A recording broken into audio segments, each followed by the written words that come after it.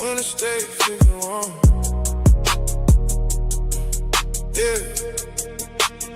Interstate 51. Moonroof back, let's ride. Stars in my eyes and the whole squad high. Light in the sky, yeah, we all saw that. Yeah. Interstate 51. Ain't no coming back. Interstate 51. Bass too loud. Windows down and we floating through clouds. Interstate 51. All night long. If they listening out there, put the song on. Friday night, in the tank on full. Whole crew deep, and the vibe so good. Moon hanging low, and the air so cold. Big 808 make the dashboard fold. Saw a white light way out by the trees. Stop on a dime, in the dip with ease. Nobody spoke, everybody smile. Like we all turn back into little kids. Hands out the window, stars on blast. Living right now, don't care about the past. Too much wonder, too much life. Middle of nowhere on a summer night. State 51, moonroof back, let's ride. Stars in my eyes and the whole squad out. Light in the sky, yeah, we all saw that. Interstate 51, ain't no coming back. Interstate 51, bass too loud.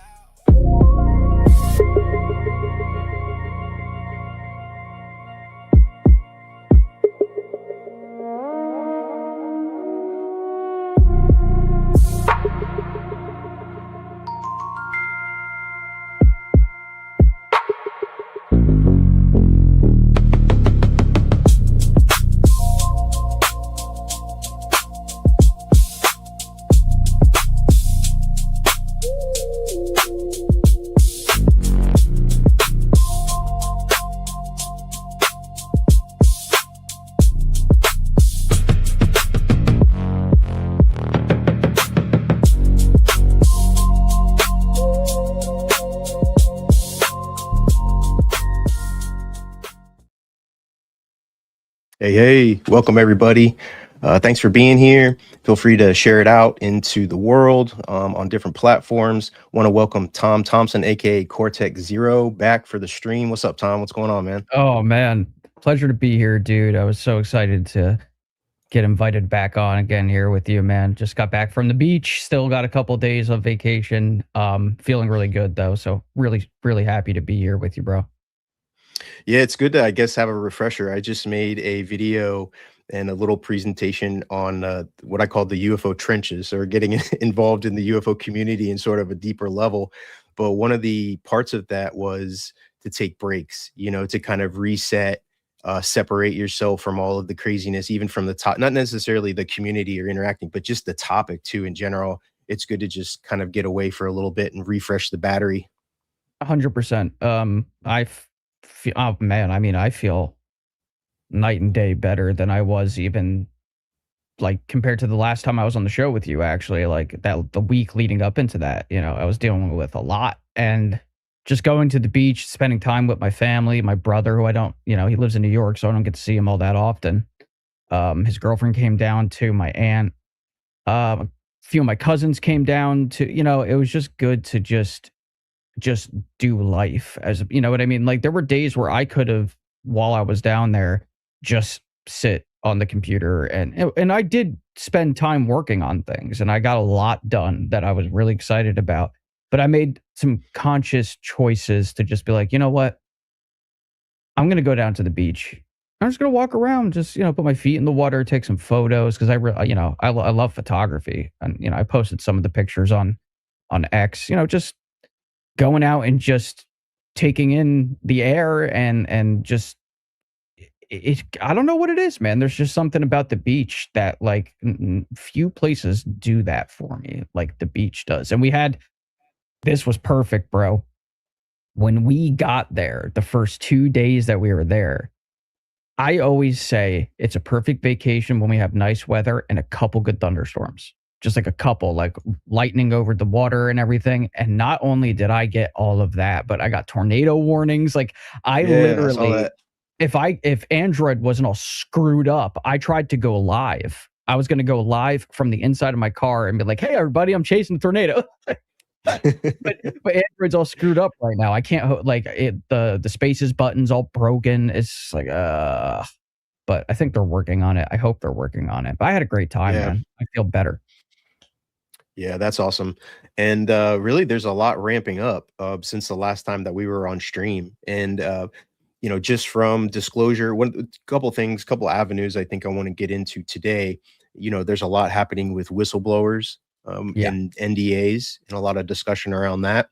But I think we're also getting to where people who have been in the topic are starting to cement their theory on what's going on, what's behind the scenes, what is the phenomenon itself, and so I see a little bit more discussions and interviews based around that, and the typical question is, what do you think is going on? Like, what do you think this is? That's way too general for me to into.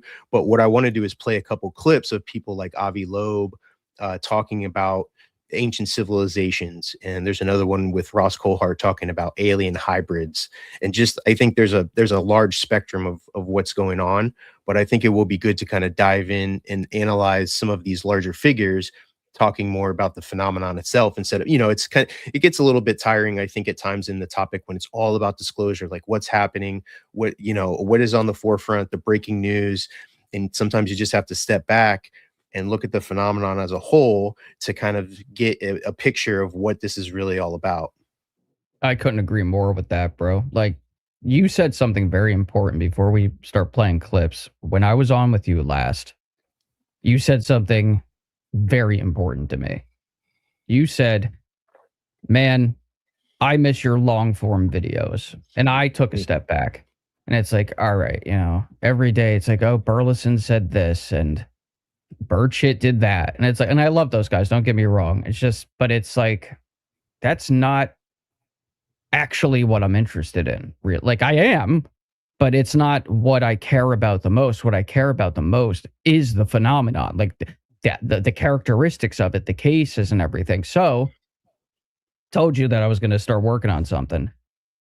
And I'm going back to like my roots here, right? I thought to myself, it's like, okay, I don't always have time to do, a video every day, every week. So I thought to myself, Right. Maybe I should just do a long form video and see what happens, right? Instead of doing a bunch of videos that add up to whatever, as far as, views and whatever, I could just make one good one. Because I was looking at some of my others, right? Like the ones that have done the best. I'm like, dude, these videos, okay, well, like one of them's like 30 minutes long. It has more views than like any 10 of my videos put together. And I'm like, maybe I'm not meant to be like the daily news guy. Maybe I'm meant to be the guy that does the half-hour thing, right? And I love streaming. I want to keep doing that 100%.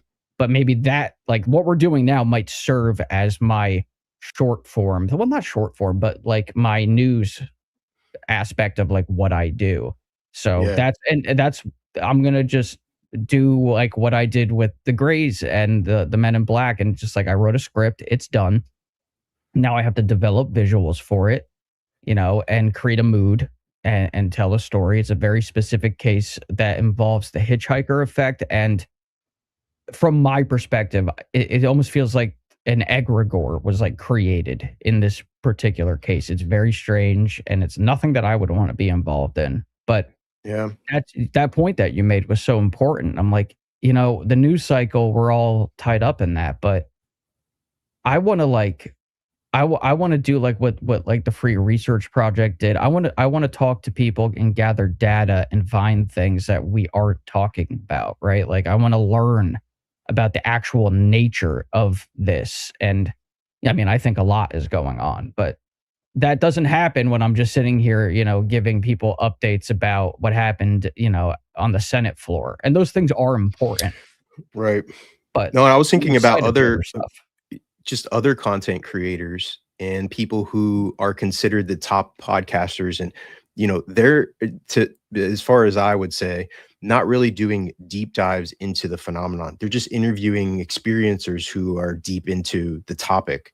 It's more of like interview based. Somebody like I pay attention to, like a Chris Ramsey. Sometimes he'll go into it, but For the most part, I think it's just issues now, which are great. I mean, they're top notch. The production is amazing. He's one of my favorite creators.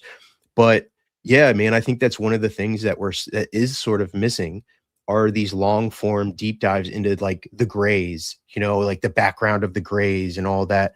Working on the podcast, the Sound, Light, and Frequency podcast has been refreshing because you see all of the research that other people have done researching the topic for their movies, for like their creative idea. And so to be able to have someone to go to get these like understandings when you get deeper into the topic and having great production behind it, I think that's a good lane. That's a good way to get you're stamped in the topic. Right. Exactly. I want to fill the void. It's like, wow, that's what I was doing. So maybe I should just continue to do it. I think what was pulling me away from it was that it felt like it wasn't happening often enough, because those types of videos take work, man. You know what I mean? Yeah. Like they really do. But it's like, if I put one really good, solid long form video out where I developed all the visuals, AI gives me the ability now to really like tell a story visually in ways that I couldn't even do when I made those initial videos, right? Like those were just like the very beginnings of it. Midjourney 8.2 is out now. I have Kling. I have all these things. Grok helps too. It's like, maybe that's just what I should do. Go back to doing that. Still do the streams, still post daily and everything, stay involved, get into spaces, but make those videos, because I think one good one would probably bring in more attention than me doing like 10 news update videos, right? Like there's already so many people doing that. It only comes down to like personality at that point, right? The only reason you're going to come get that information from me is just because you like me. You can go get that wherever you want. So I want to give people something different, right? And I have a loaded gun, man.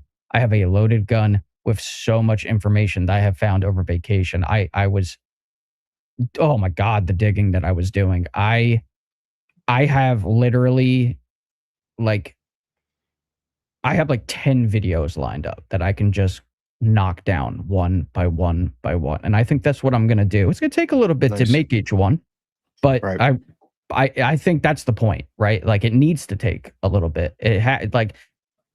One of those types of videos, just based on the visualization alone, like the script takes a day sometimes, sometimes a little less. And then the visuals definitely take a day or two, like a whole day's worth of work.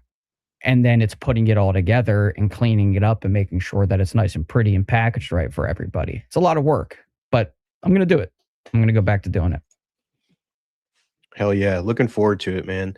Let's bring up our first clip of the day, which has happened actually earlier today. Burleson has gone on record. There's been a little bit, and we'll go into a Matthew Brown article that he just published. But this is Burleson today talking about Stephen Miller and multiple avenues for these whistleblowers. They got a process. We're going to waive non-disclosure agreements. Trump said yesterday that he's going to, they got a process. We're going to waive non-disclosure agreements. So that's going to be coming forward. We're getting ready to issue a statement. My office that we're working through with Stephen Miller. If you have information you want to come to my office, we can shepherd you through. He's giving me multiple avenues to make people feel comfortable, so that they can waive their non-disclosure agreements and then provide information in a secure environment. Are there people who have already expressed interest in doing that? I mean, yeah, I've got a meeting tomorrow morning. So this is, I think it's going to shake some things loose. Hopefully more people will feel confident and comfortable to come forward. Trump said. All right. Well, and actually let me go ahead and bring up just to kind of take it full circle. The Matthew Brown article, because I think that is pertaining to maybe a little bit of why the questions are still there. So Trump issued the directive to have the NDAs, people who have information about UAP that might be classified or be prevented through NDAs, to come forward and reveal their information through Arrow and Pursue. And so Matthew Brown wrote this article, which was labeled Catch and Kill, which is this idea that it's like a honey trap, and they're just setting up this process that there's not enough protections put into place so that whistleblowers still don't feel comfortable to come in. And I'll just read a little bit of it. And So you guys are looking at this too. To waive secrecy could be historic, but the current plan contains a fatal flaw. Whistleblowers are required to report through Arrow, ODNI, or Pursue. And Pursue's the new organization who's been releasing the UFO files. And then he goes on to say, that's not disclosure. It's a controlled intake process run through institutions with records of deception, obstruction, retaliation, or at best, unproven commitment to transparency. Arrow has mischaracterized testimony, undermined witnesses. ODNI has failed to correct grave abuses against UAP whistleblowers, I think including Matthew Brown. Pursue has released censored, ambiguous material while far stronger government evidence remains. So he's talking about the latest UFO files. The danger is clear. Whistleblowers could be sent back to the same system they are trying to expose, where their identities, testimony, and evidence may be collected, buried, distorted, destroyed, all that. So that's his argument, going out up against why whistleblowers still, to me, don't really feel comfortable with the process put into place with just the directive from President Trump. What are your thoughts on that, Tom? Well, what catches my attention here, first off, is that Stephen Miller isn't some like distant White House liaison, right? He is, I believe, the deputy chief of staff for policy and homeland security, I think. And so Burleson here, right? He's describing engagement from someone with direct proximity to presidential authority. And he's no longer speaking hypothetically about finding whistleblowers. He says people are interested. Stephen Miller is here obviously helping to create multiple avenues for them and saying he already has a meeting scheduled. That sticks out more than anything, because that suggests the White House may have realized that, simply saying your NDA is waived doesn't solve the entire problem, obviously.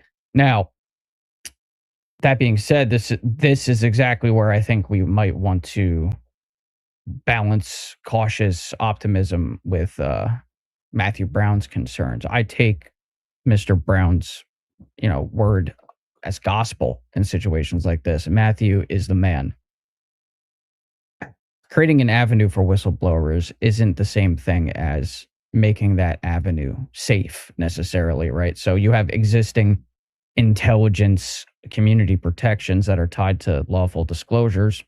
They're made through specifically authorized processes, but they don't automatically protect someone who reveals classified info outside of those channels. Like, just because the road exists doesn't mean it isn't flooded, so to speak. So I have to side with Matt in this particular instance. I think his concerns are absolutely valid, but at the same time, I do feel that Burleson is doing everything that he can, right? Like, all of these individuals in the government that really do give a damn about this subject, they're trying to create pipelines for information to come in. Obviously, if you have a meeting scheduled already, somebody's already showing interest, that's really great. But then we also have to really examine the possible caveats of something like that. That person could be someone who's coming in to spread disinformation. You have no idea. Like, this is extremely nuanced, extremely complex.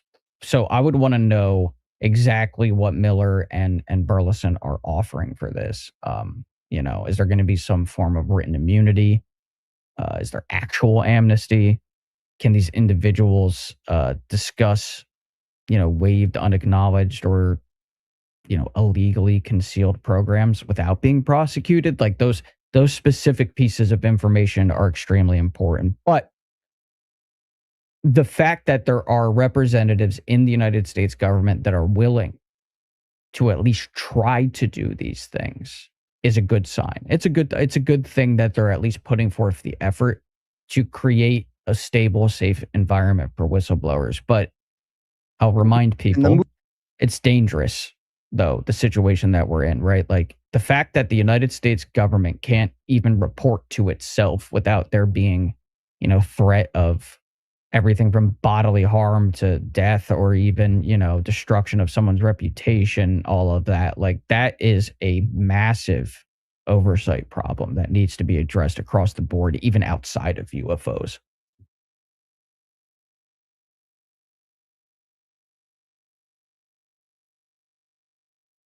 Astral, I think you're muted. Rookie mistake. Nice.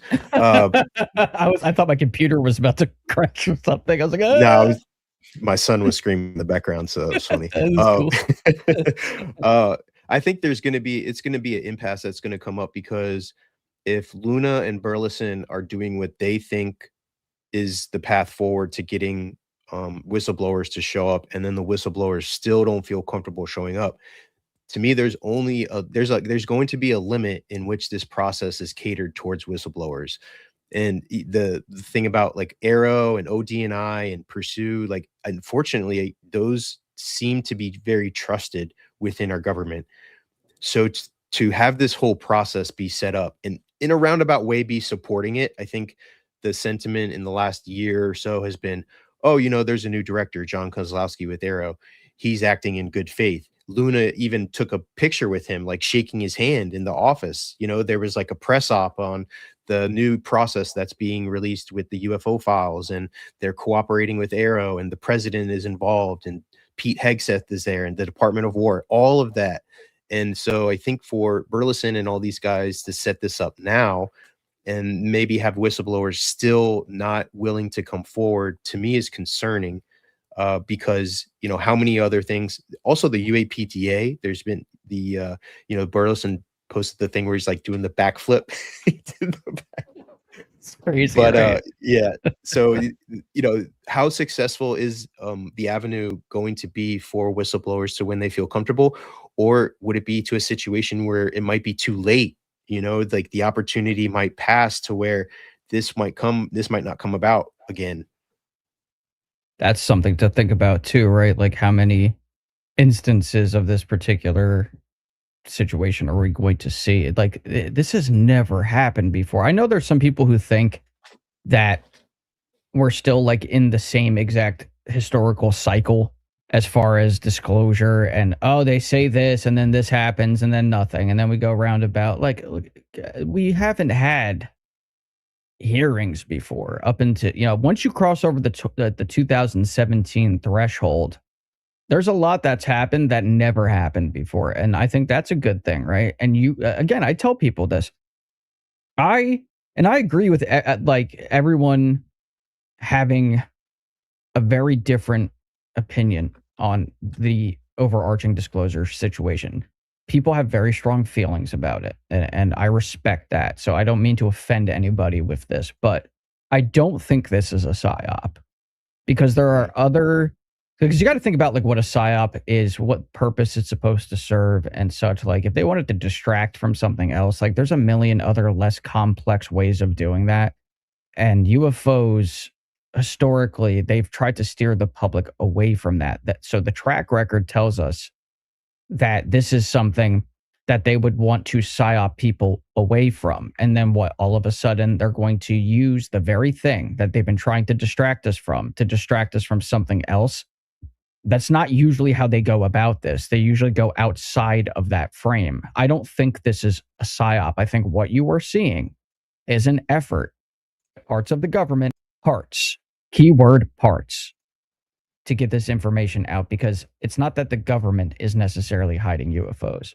It's parts of the government and private contractors. This is buried deeply away from us, and that's what's creating all of the mishmash that you see. I don't know who to trust. I don't know if this person is really on the side of disclosure. It's like, well, I think sometimes we're overcomplicating it a little bit. Honestly, I think it gets a little jumbled up. I think you can boil everything away, and it's like, yeah, some people want this out and some people don't. It really just comes down to that, honestly. And there's nuance, obviously, and complexity is a part of the situation, but yeah. Speaking of complexities, I wanted to play this clip because it just ties into, I think, the possible information that we could be getting. And so let's go ahead and play this. This is an Eric Davis clip that I just found this morning. Mm-hmm. In the movie Moment of Contact, directed by James Fox, New Revelations of Alien Encounters, you made an incredible statement. You swore on your own life and your kids' life that you saw photos and reports of crash retrievals and non-human intelligent bodies. That's an incredible statement that you saw in a skiff. Then a year earlier, You in 2025 at the UAP disclosure fund briefing to Congress mentioned 4 types of ET races. You said that, you know, they are Nordics, Greys, insectoids, and reptilians. And you mentioned that, you know, the public has low credibility evidence on that. And then the classified programs is high credible evidence actually of this. My question for you is, and I'm not trying to push you to break your NDAs here, but I know you can't say much, but in those photos and reports, were those species involved in those photos and reports that you saw? Just one of them. And there's a minimum of 4, and that was my slip up for not clarifying that. There's a minimum of 4. The best example of the number of, you know, I don't know if you would say species versus morphology. You have to look at Bob Emenegger's book, his companion book to his 1974 television documentary, UFOs, Past, Present, and Future. Yeah. And he's got a section in the middle of the book showing graphics of the taxonomy of different UAP craft that have been observed and investigated by Project Blue Book. And then there's one with the taxonomy of NHIs or aliens. And that section on the taxonomy of the different NHIs / aliens, or UFO knots, as Jacques Vallée calls them, is an excellent example of the variety of different type of UAP beings or crew members that have been reported and investigated and encountered. So there's a minimum of 4. The insect, and as I qualified as at the May 1st, 2025 House Oversight Committee, I clarified that the reptilians and insectoids are not a species well, they are. It's just that they morphologically resemble what they're familiar with on Earth. So, for example, the insectoid is going to represent a type of NHI species that resembles or looks like, you know, it's got the facial and body morphology of an insect or a praying mantis. Yeah, but that's not what they are. They're not a praying mantis by any means. They're not an insect by any means. It's just that that's how they appear. Right. They're not an evolution of a praying mantis, actually. Yeah, and so the same with the reptilian. It doesn't mean that they're reptiles. It just means that they resemble an Earth-type reptile. Remember, these things, we don't know that they even come from Earth. So, but that doesn't mean that's exactly what they are. We don't have, I'm not aware that we've got any deceased ones. I'm aware that we've recovered deceased Greys. And the Greys are like the little ones you saw near the end of Close Encounters of the Third Kind. The little guy. Yeah. Diminutive bodies and really large heads. Is that the one you saw in the photos, the Greys? Yeah. Okay. That's fascinating. Okay. And I don't know how much information you can give about these photos. Was it some of the famous crash sites that we've heard about over the years? Is it Roswell? No, this is a foreign. This was foreign intelligence collected. So this is a foreign crash, and that's classified. So I can't get into that. But it is the photos I saw came from the site of a foreign crash retrieval during the Cold War. Got it. And like, how does that work exactly, Dr. Davis? Because you're such a highly credible person. For you to say, I saw photos of crash retrievals and ET bodies is disclosure on some level to me and to some people, but you can't cross the line into saying more. Like, how does that work from a national security situation? Like, why is that line, who draws that line, you know? Yeah, well, this isn't a disclosure of an American information. It's involving intelligence collection on a foreign adversary. Okay, so you have to kind of walk a fine line here. That's all you can do. Now, whether the government agency that owns that intelligence is willing to disclose it, it's hard to say because there's a lot of sources and methods that are buried inside that intelligence, and that makes it very hard for them to want to reveal it because the sources and methods are still being used today. It's a lot, but I thought that was interesting. He went into the morphologies really deep there, and it makes me think about if he's just able to talk about that, imagine, you know, he referenced a couple times that, well, that's classified, you know, the case that he took pictures of. But if he's able to reference alien, you know, a lot of the things that I thought that I think with disclosure don't really have to do about the information about non-human intelligence, the aliens themselves. That never seems to be, you know, Carl Nell famously said, non-human intelligence is real. And, you know, Gary Nolan, I think at one point has said that. So it seems like this information about the beings isn't classified, but all of the technology stuff in our interaction. So if we've been interacting with them, it's probably classified, and, you know, we can't talk about that, but the existence of them is not. So what did you think about all that? Eric Davis he's a lot for some people because he is like a walking, talking stream of consciousness, but he's a brilliant guy. From everything that I've been able to gather about the guy, and I know this may not be very popular to some people, but just intelligence agency, intelligence community folk have always said, like, that guy doesn't lie about anything. Like, he has like an inability to lie. So instead of lying, what he tries to do is he just leaves out certain pieces of information instead of making something up per se, right? Yeah, and Gary has said similar things. I mean, when Digby and I spoke to Gary, he said some really interesting things off camera for us too that were pretty powerful. So I've always said too, just like doing the research that I've done, that the Greys, like, I'm totally convinced that out of all of these beings, like, they exist. The other ones, there's a lot of evidence for too, you know, like mantids, especially. There's a ton of cases involving mantids, even people running into them when under the influence of DMT, they, you know, that type of thing. Now, I have to wholeheartedly agree with what you just said, though. This is, I look at this as like a layered cake, right? The beings are at the bottom of the cake. They're not nearly as important to these in the know individuals as we may think, because maybe they're way far past that point, right? So on the bottom layer are the actual entities, but they get buried under the stuff that the powers that be are most interested in, the technology, maybe even like their modus operandi, right? Like, what are they doing here? The origins, right? It's not necessarily the morphology or the way that they're made up. It may not be all of that. I think the one thing that covers all bases and causes the whole rest of the house of cards to just be hidden in the deck, it's the tech. It's what they're able to do with what they have. And it just all gets lumped into one, you know, UFO wonton, and that's it. Mhm. You don't get to see any of it, right? But it's like, because people ask, and it's a good question to ask. It's like, well, how is Eric Davis able to say any of this? It's like, because he's literally, from what I can tell, talking about the stuff that isn't as important as you think it is.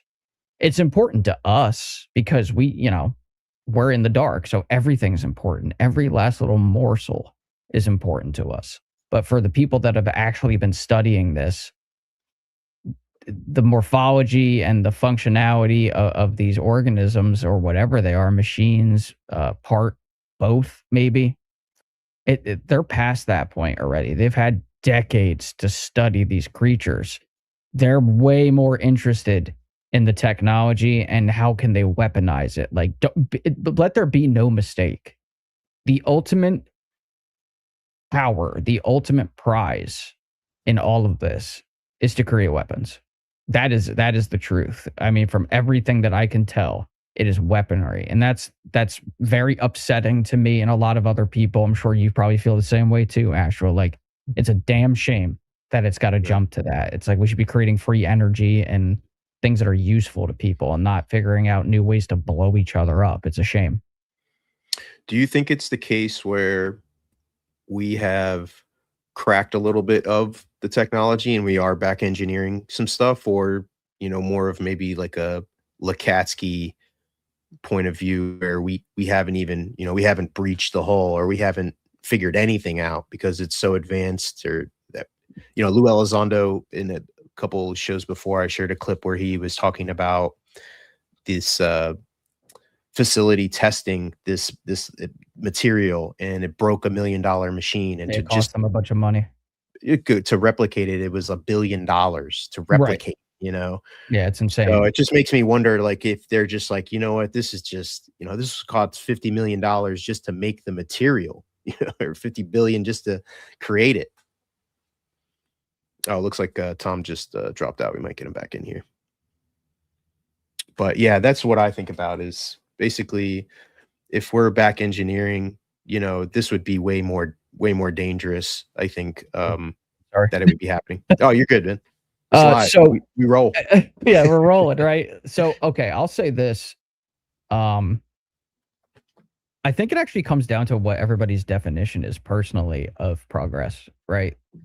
I think if you take all of the reasonably credible information and try to average it, the actual truth of it is we've figured out some things, but the amount that we haven't far outweighs what we've actually figured out. Like, so there was a case that I was scrolling on X earlier, and I was watching a clip with Timothy Alberino talking about the Peruvian face peelers.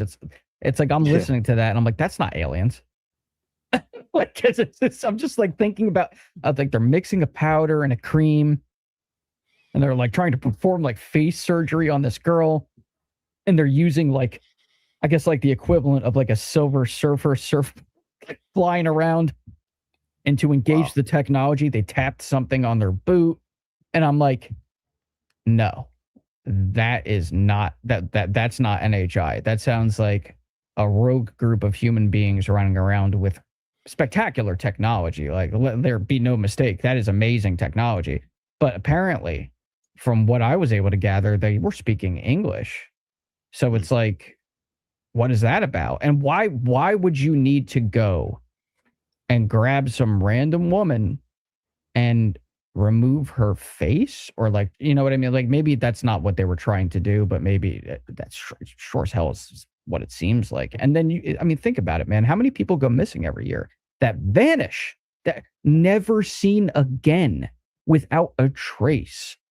I've always been very concerned that wasn't necessarily coming from, you know, extraterrestrials or interdimensionals, you know, maybe some of it, but I've always suspected that those people who have gone missing without a trace, like into thin air, nothing is found, no evidence, no sniffing dogs can find anything. I've been very concerned that those were like maybe some of these private contractors sending out like rogue operators because they're doing experiments that are very, very illegal, like a la Nazi Germany. Like, seriously, you know, the eugenics programs of the, you know, late 30s, early 40s. Like, the United States inherited numerous scientists, and, you know, during paperclip, we got a bunch of their scientists, the Nazis. It's like, oh, what? So their ideology just dies when they come working for us?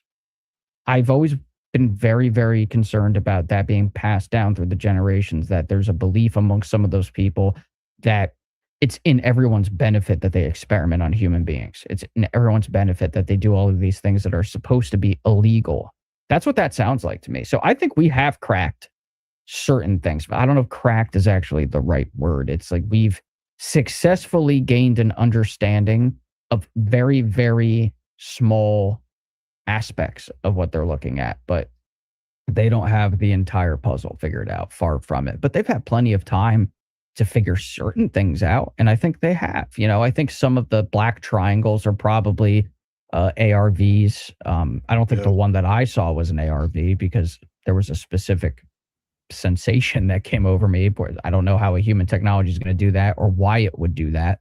But yeah, they have certain things. Yes, I do believe that, and I think sometimes they go out and they do whatever they're doing with it, and sometimes people see that and they're like, yeah, oh shit, aliens, UFO, you know? And I can't blame them for thinking that. Like, as you move through history, it becomes more muddy. It becomes way more confusing to try to figure out what is what. Now, if this was, say, you know, the 20s, the 30s, the 40s, and you see a giant black triangle flying around, it's like, yeah, that's not a reproduction vehicle. It's just not, you know? But yeah, they have something. They have certain things. I just don't know. It ties into Greer in a way too. I feel like what you were just talking about, where like this rogue aspect that are doing abductions and using this back engineered technology. Yeah, just so, you know, Greer's been on that wave a while, although he is pretty steadfast in all the ET aspects and non-human intelligence that has good intentions. But yeah, he talks about the rogue group basically that has this technology already back engineered and they're using it, for Also, not good stuff. I'll throw into the mix too, because I think it's important that we try to hone in on the stuff that Eric won't say. I think a good candidate for the crash retrieval that he said was classified was probably the one in 89 in Kazakhstan while it was still part of the Soviet Union, the year of my birth. It's actually in Elizondo's book, Imminent. It's there were 4 non-human beings that were apparently recovered from a large tic-tac shaped craft in Kazakhstan in 89. It fits the bill, and these beings were apparently the Greys. It's in the very end of the Cold War. It's in a foreign nation. So that's my candidate pick. So if anybody wants to, pull on that thread while you're doing your own research, that's probably where I would start. There are others, but that's like the one that comes to mind for me, at least. You know what? Before I forget, because we were talking about the catch and kill thing for the whistleblowers and the information, I'm not big on. I don't really think there's a lot to that, just for me, because they would have already destroyed the stuff, in my opinion. Like it already would have been destroyed if it were that important and it was publicly out now to where people were mentioning it or the possibility of getting it. I think that the people in charge of the evidence would probably already have made moves by now. I don't think it's a situation where we're like weeks away from busting down the door and jumping in and being like, we gotcha. Where's the evidence? And they're like, oh my gosh, we're not even prepared for this. So I think it's a lot more, I think that the whistleblowers are going to be pressured really because Burleson they're going to be starting to come out and say, like, we have these avenues set up. It's okay. You don't have to worry about so that's what I felt like Burleson was saying is like, I'm working directly with Stephen Miller and the president so that if you do have an issue with something that's going on or how the process is, we want to bring that up. But to say that you're not coming in because this might happen, I don't think that's going to be a valid excuse for very long. That's interesting. Yeah, and I also just try to remind myself too, like, even when I have thoughts like that, right, about this whole situation, I try to think, I try to leave room where I'm like, maybe I just don't really understand what it's like to be these people. Maybe there's just so much more to it that I just don't know, that my opinions on it aren't necessarily right. I don't know. And not saying you're wrong, not saying I'm wrong or right or whatever. I don't know what it's like to live the life of a whistleblower. I have no idea. But I think Matthew Brown has displayed what I call reasonable paranoia, meaning that after all the crap that he's been through, that he steps very carefully no matter what. And I respect the hell out of that. I really do. But the point that you're raising is absolutely legitimate, right? Like, wouldn't they have, burned the damn thing down already, right? Like, so maybe Matt's wrong. And it would be, and if you think about it, it would be a good thing if he's wrong, right? Like, maybe the thing that he's worrying about so deeply is coming from a place of his own personal experience that he just decides, I need to tread lightly here because of all of the crap that I've had to sift through. So, time will tell, but here we are still chasing this, right? Like, it is July of 2026, right? The world's supposed to end or whatever next year, and aliens are supposed to invade, and we're supposed to get our asses blue beamed or whatever is going to happen, right? So it's like, time is running out or whatever, right? I was going to do a video on that whole 2027 thing. Maybe I'll still do it because I collected like every last little piece of breadcrumb evidence that I could find that something is afoot. Yeah. And I don't know. Maybe I'll still do that eventually. With like what, like something catastrophic, or what did you tie it to, or what did you get to research? Yeah. I started with Ramirez, right? That's the whole very beginning of that script, is John Ramirez being on that one podcast and saying, 2027, and pulling all of those threads. little things that Elizondo has said. I even found one that was really obscure. He was like at some sort of event out in the Midwest, and some couple approached him and asked him a question about it, and said something like, disclosure is going to happen in your lifetime. Like, and they're older. So it was like a very specific message. You know, man, I never really came to like an absolute resolution as far as what I think is actually going to happen at all, because there's so much mishmashed together. I don't know. I really have to be very honest in saying that I really just don't know. I mean, I think maybe based on some of the things that I have heard from certain people, one of them being a whistleblower, one of the actual whistleblowers that we have out here, that it is perhaps possible that sometime in the near future, the powers that be on our planet aren't going to be able to hide this for some reason anymore. That was like, now the specifics of what causes that, I can't really say. I don't know. But I can say that that was like the background frequency I kept picking up on, was like they were running out of time to get people accustomed to all of this, because, you know, maybe whoever are going to do, not to say that they're going to blow up the planet or do anything catastrophic, but that they may make themselves known in some form, that they're not going to be able to lie to us and say, oh, that was just, you know, a weather event or something like that. And what the specifics are there, the only specifics I've ever heard was that we have certain materials and even beings, potentially alive or dead, not sure, in our possession, and that there is a group that wants that back. I've heard that. Like, that's one of the things I've literally heard. But how the hell am I going to confirm that? Right? Like, I don't know. It's crazy. It's like an episode of the X-Files. Yeah, it is. But I heard that from somebody pretty interesting. And but they don't know either. So anyone's guess is as good as mine at this point, man. I don't have the answers. Just to be in the know, I don't think anybody is going to have the answers. That was another one of my things I talked about in this presentation for the UFO trenches. Is the age-old saying is like, I'm here for the truth. Like, we're never going to get the truth to be the truth of the matter. The 2027 stuff it's interesting when multiple people start mentioning the date. Even Corbell at one point was saying this was a psyop, right? Like, this is the blue beam is kind of going to take place, and that's going to be something's going to take place where alien life, and it may galvanize, the old Ronald Reagan thing. It'll galvanize us if there's a lot going on and there's wars, and then all of a sudden we've got something coming in, from outer space. I don't think the contact stuff is gonna hold true. I think there's a certain level of, if the alien beings are out there and they're observing us, I think they're just like waiting for one specific year to like then all fly down and reveal themselves. I think we have to me, if it would go how I think, we would have to meet some evolutionary standard in which, because why would they be like, yo, they're at war with each other, they're shooting each other down, they're killing each other, let's go down and elevate them to where they can do that with us now.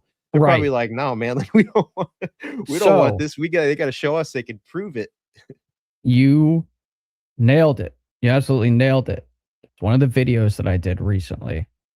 If there is one thing that I think could cause a contact event, it's our development of sentient or near sentient artificial superintelligence, right? It's one thing when we got the bomb. They were clearly interested in that. Someone was. Like, the evidence has piled up. Dr. Villarreal's work clearly shows that there were unknown objects that were showing up in droves every time we set off the bomb. They didn't interfere. But they were certainly observing whoever they were. Now, the bomb is one thing, all right? And that's a certain type of weapon and a certain type of danger. But artificial superintelligence, that's the type of thing that you can build and you can set up to go out into the universe, because it doesn't need to eat. It doesn't need to breathe, right? It just needs energy. It just needs a power source. We become a very, very different type of potential threat to some other species. And I hate to frame it that way, right? But let's be real with one another. Because I know some people think all the aliens are evil, or some people think all the aliens are good, like Greer, right? Or like my buddy Othello. Some of you guys know him on X. He's a great guy. He has a very, very negative view based on his own research of the NHI around us. And I respect the hell out of that. And that's what he focuses on. My personal belief is that both are true. We live in a universe of opposing forces. There's good and there's bad. There's light, there's dark, positive, negative, up, down, left, right. Like that's one of the inherent qualities of reality. And why would we expect anything different out among the stars?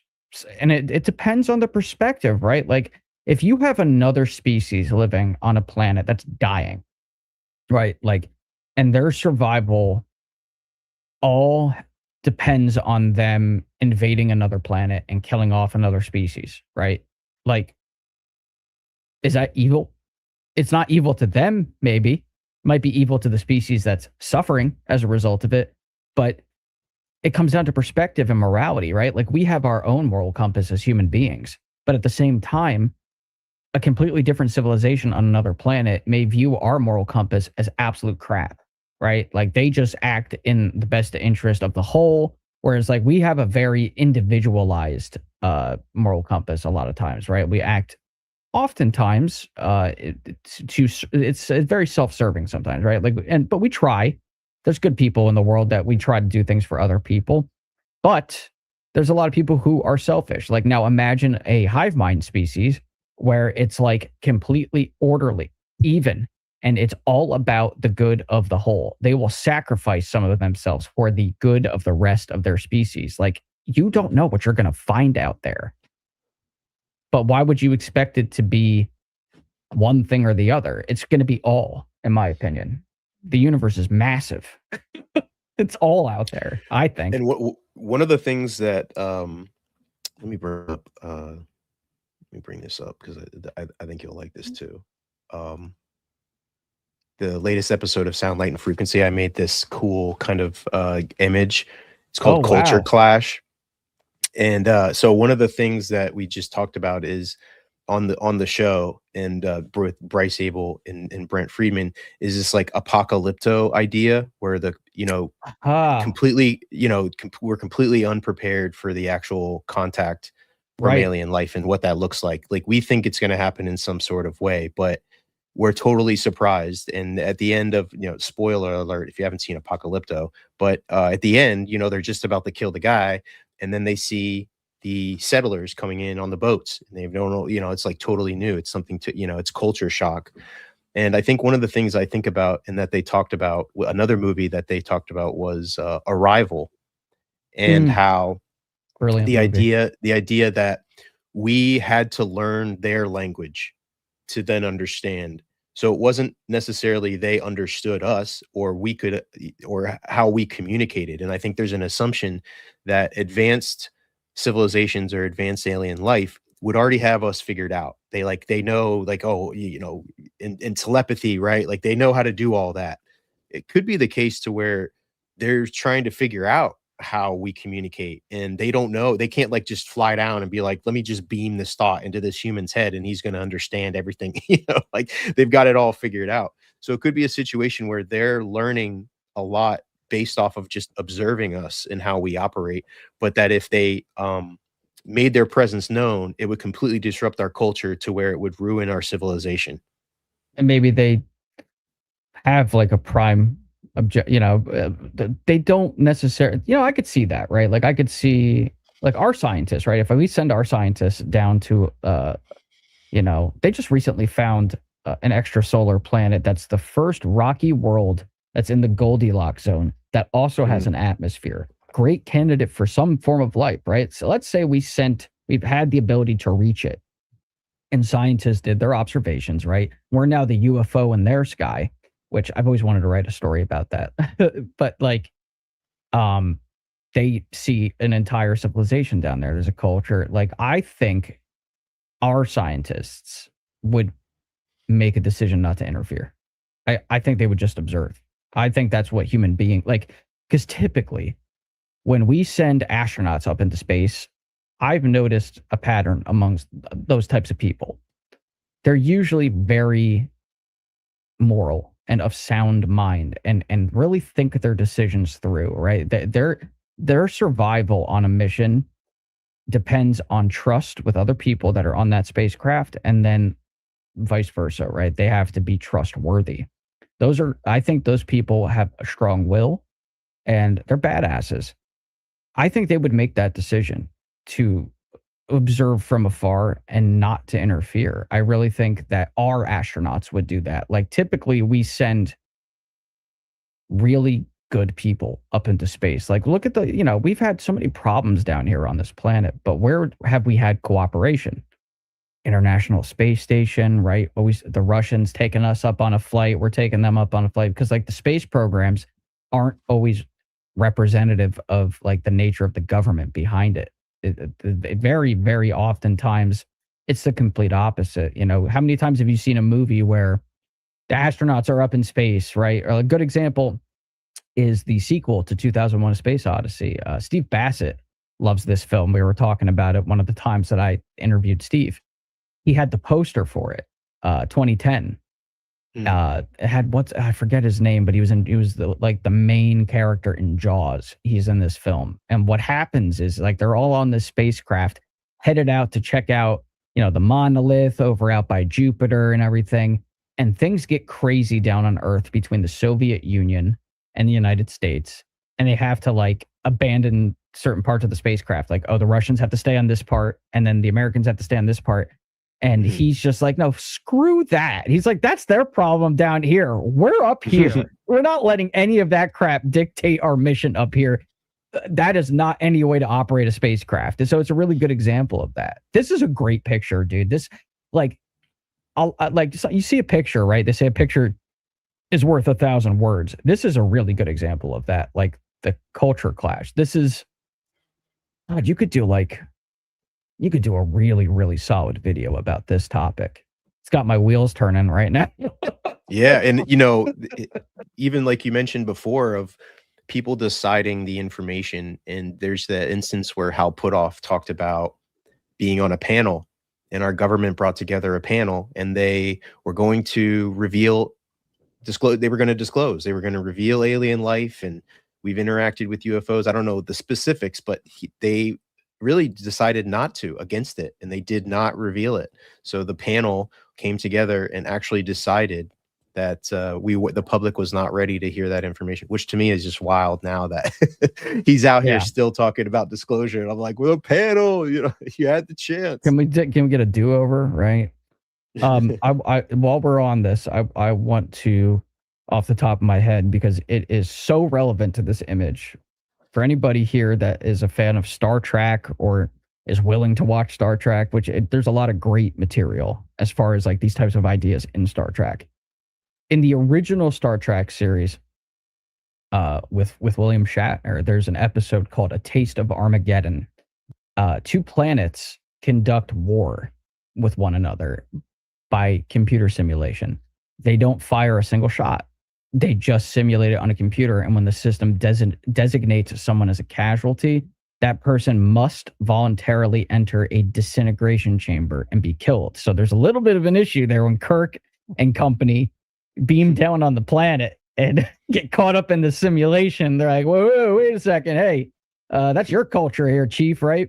And then the other one is The Next Generation had a great episode called Justice, where Wesley Crusher, the young cadet on the ship, accidentally damages flowers in a prohibited area, right? It's just a bed of flowers that he, like, trips over while they're playing catch or something.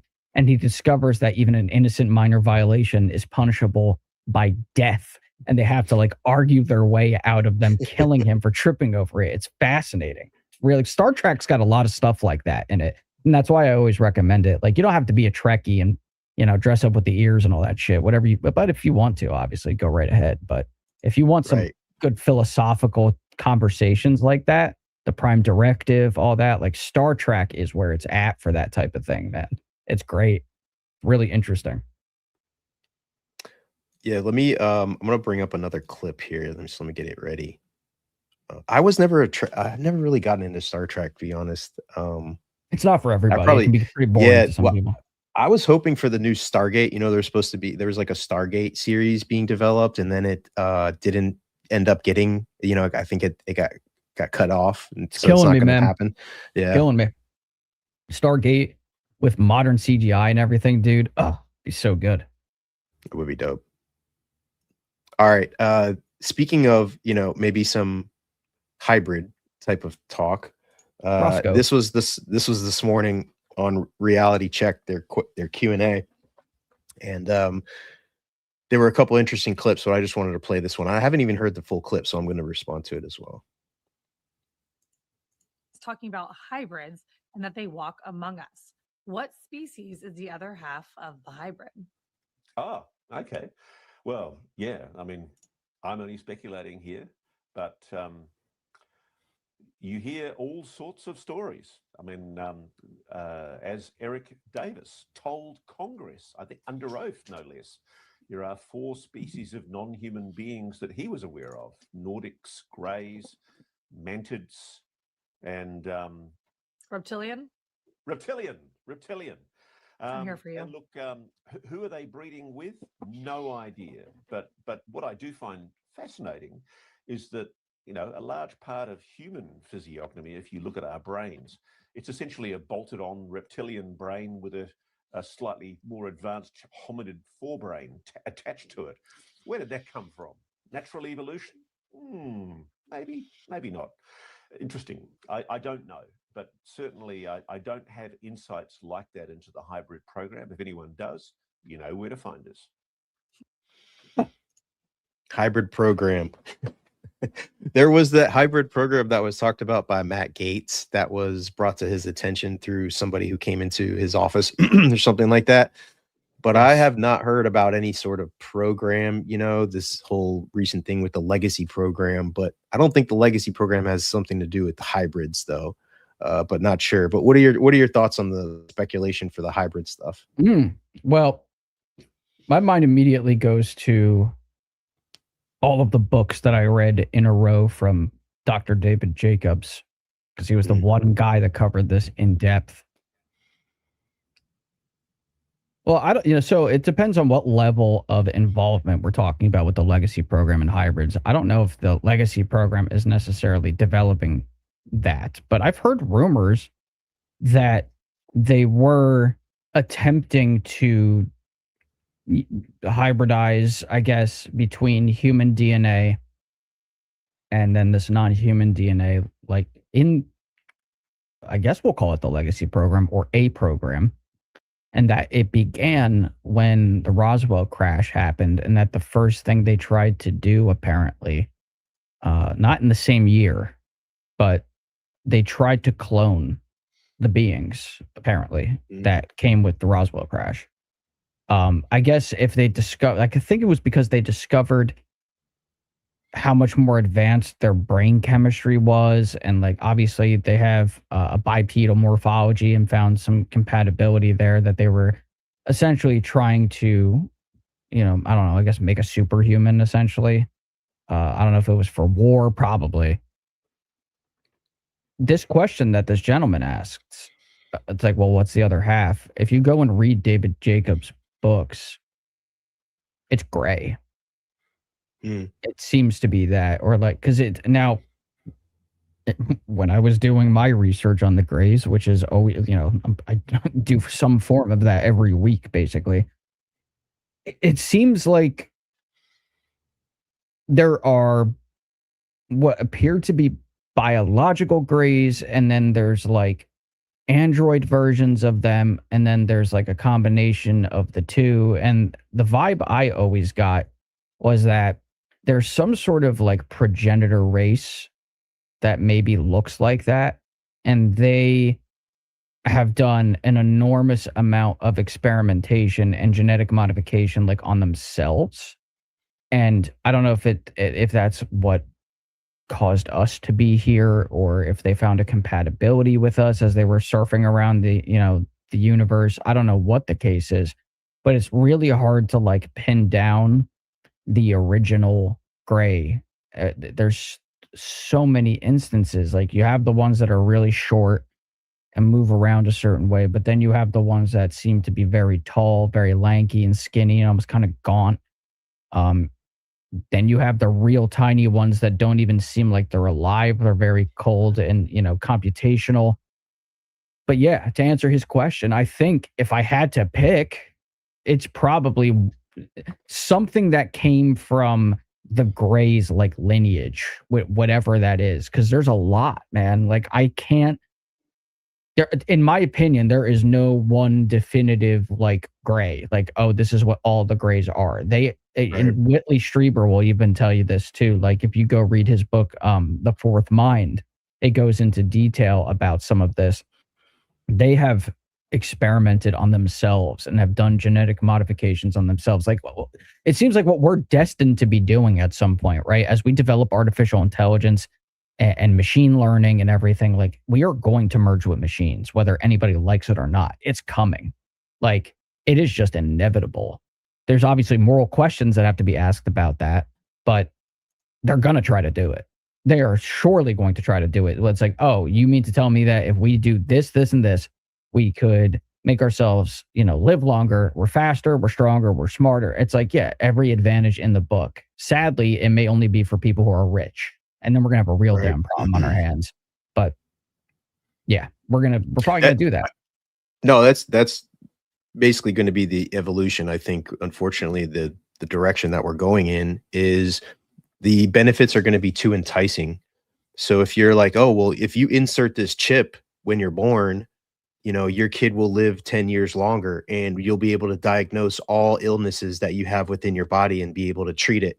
It would almost be like a no-brainer decision, where then you just open it up to then we're talking about just what do you call it, where you were fusing machines and humans together, and like putting AI into the mix and all that. So dangerous path.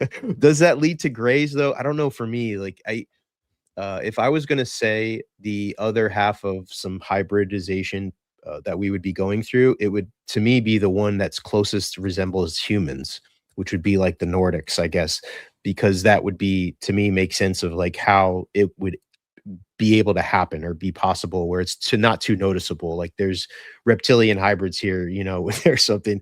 It just sounds crazy to me that there's unless there's some sort of, again, like you're talking about some sort of technology or ways to be hidden from the public, a whole civilization. I don't know if that's, even possible at this point to be able to hide something like that. So when you're talking about hybrids, to me, you would be talking about something that may be even tougher to hide, like to hide the aspects of hybrids even existing, to where I think, you even like a rogue hybrid, somebody who doesn't want to be hidden anymore, they would just come.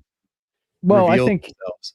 A lot of times they probably don't even know that they are, right? Yeah, like a DNA thing or something. Yeah. Well, this is like genetic. So it's like an interesting Trojan horse. Like, so Jacobs has kind of touched upon this too, that it's almost like, because he views it from a fairly pessimistic standpoint, in all honesty, and that we're being invaded, and that they're doing it through like genetic infiltration, essentially. That they're like, so it's like, here you have like the last group of dying species or whatever, so that to continue their lineage, they've inserted themselves into like another gene pool, right? Like that's one idea that's out there. I don't necessarily think that's, it's way more complex than that. I think I don't know what the answer is, but the evidence that I've uncovered doing the research for like this entire Greys series, man, like there's like really very little doubt in my mind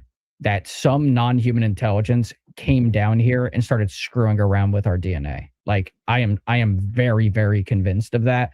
And I am also very convinced that we are here because of it. Like, I think the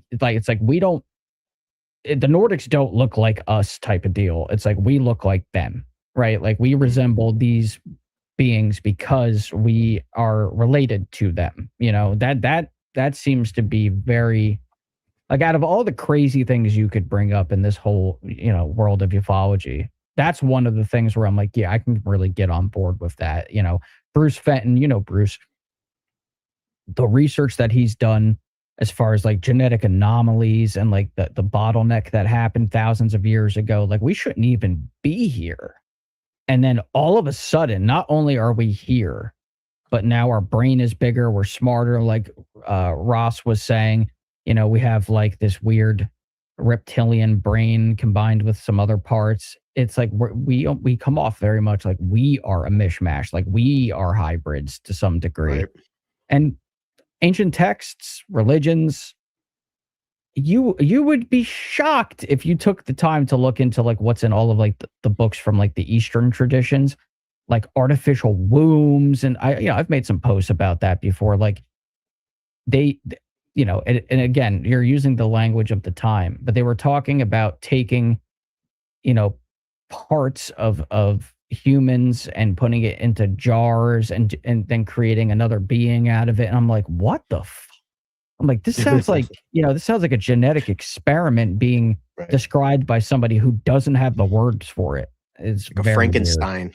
Yes. Frankenstein. It's very strange. It goes way back. Like, or, you know, we were given something like the old story of Prometheus, right? Like, oh, you know, if you go watch that Prometheus, like in the Alien series, like they talk about, you know, humanity is given something by someone that they weren't supposed to have, and then the being that gave it to us gets punished. It sounds like Prometheus.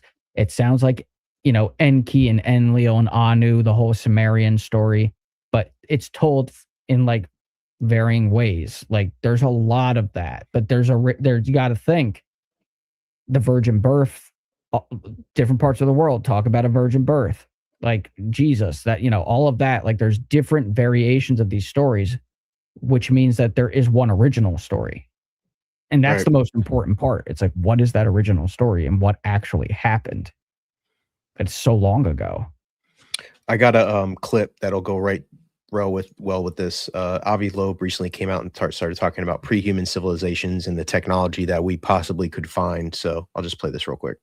Could some UAP represent Earth-based tech of pre-human origin? Such an origin for a non-human tech would be easier to reconcile with the vastness of interstellar space.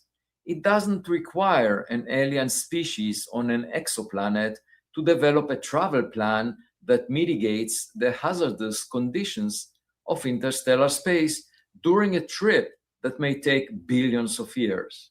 Instead, it requires technologies that survive for a small fraction of a billion years in the immediate vicinity of a known habitable planet.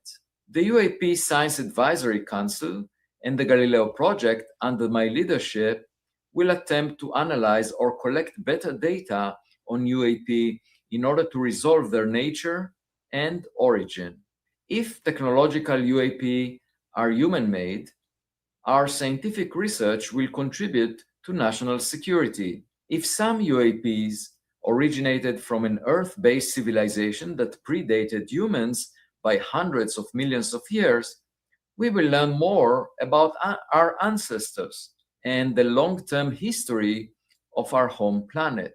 However, if they arrive from another star, then their discovery will expand dramatically the knowledge stored in our data centers to include real estate along the third dimension beyond the two-dimensional surface of this Earth.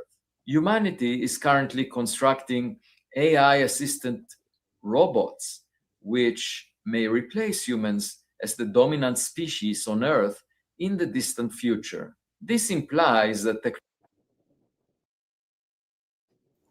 Wait a minute, hold up. AI is about to replace us, according to Avi Loeb.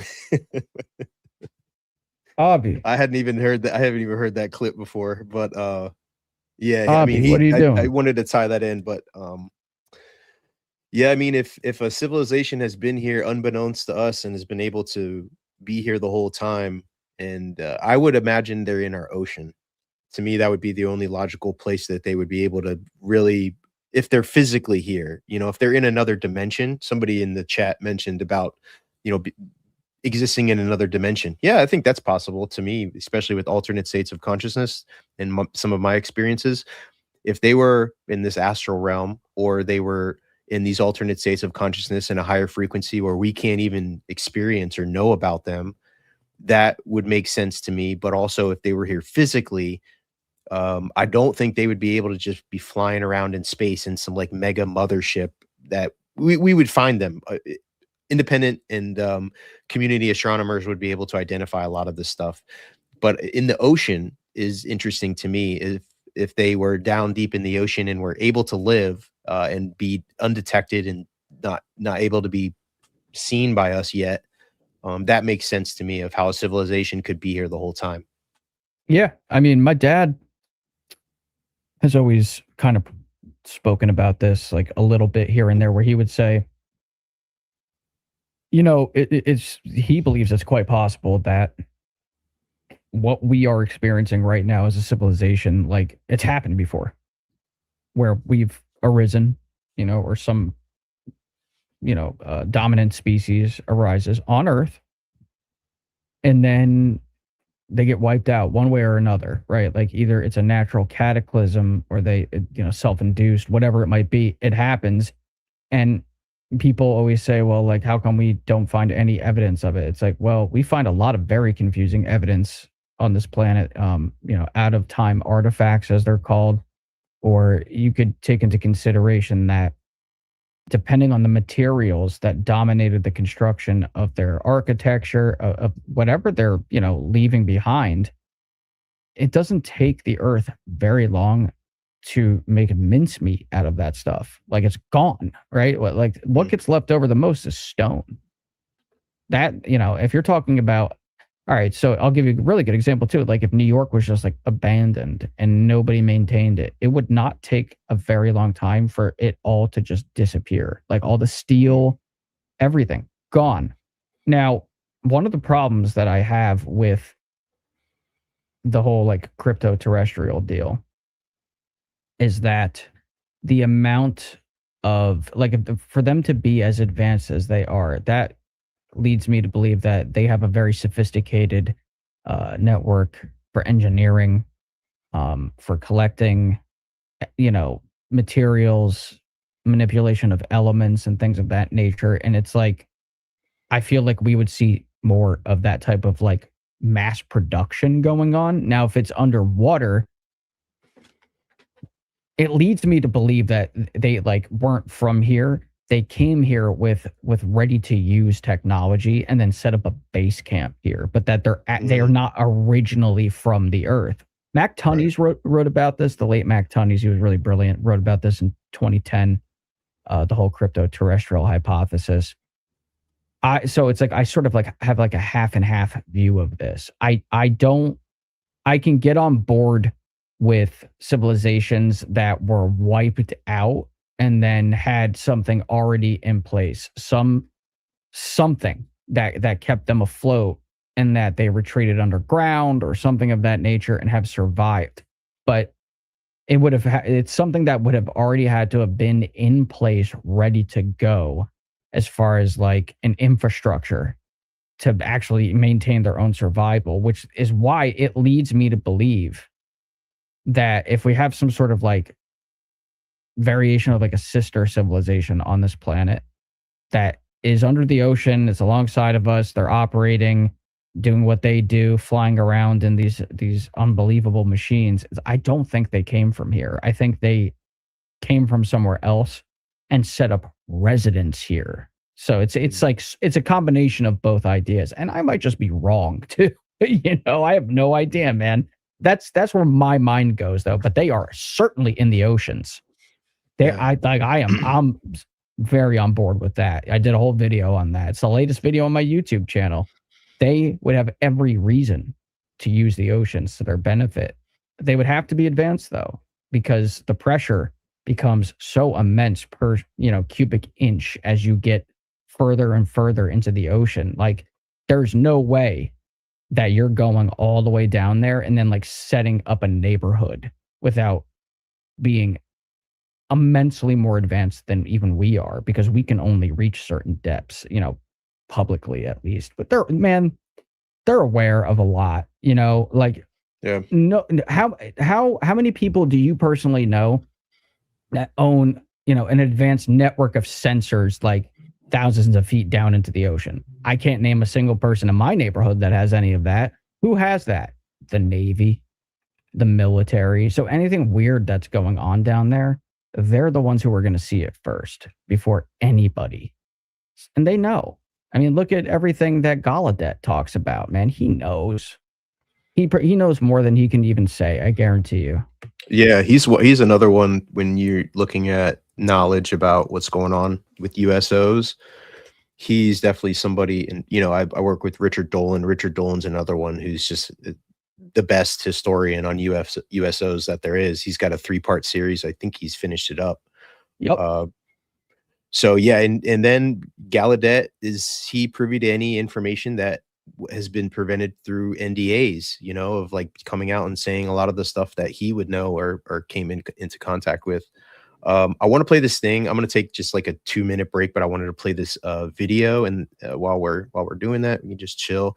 AJ from the Y-Files, I think he's getting a little bit more presence within the community and within the topic. So I wanted to play something on his take, which is interesting, on interdimensional travel. We've talked about it, and then we could talk a little bit about that aspect as well.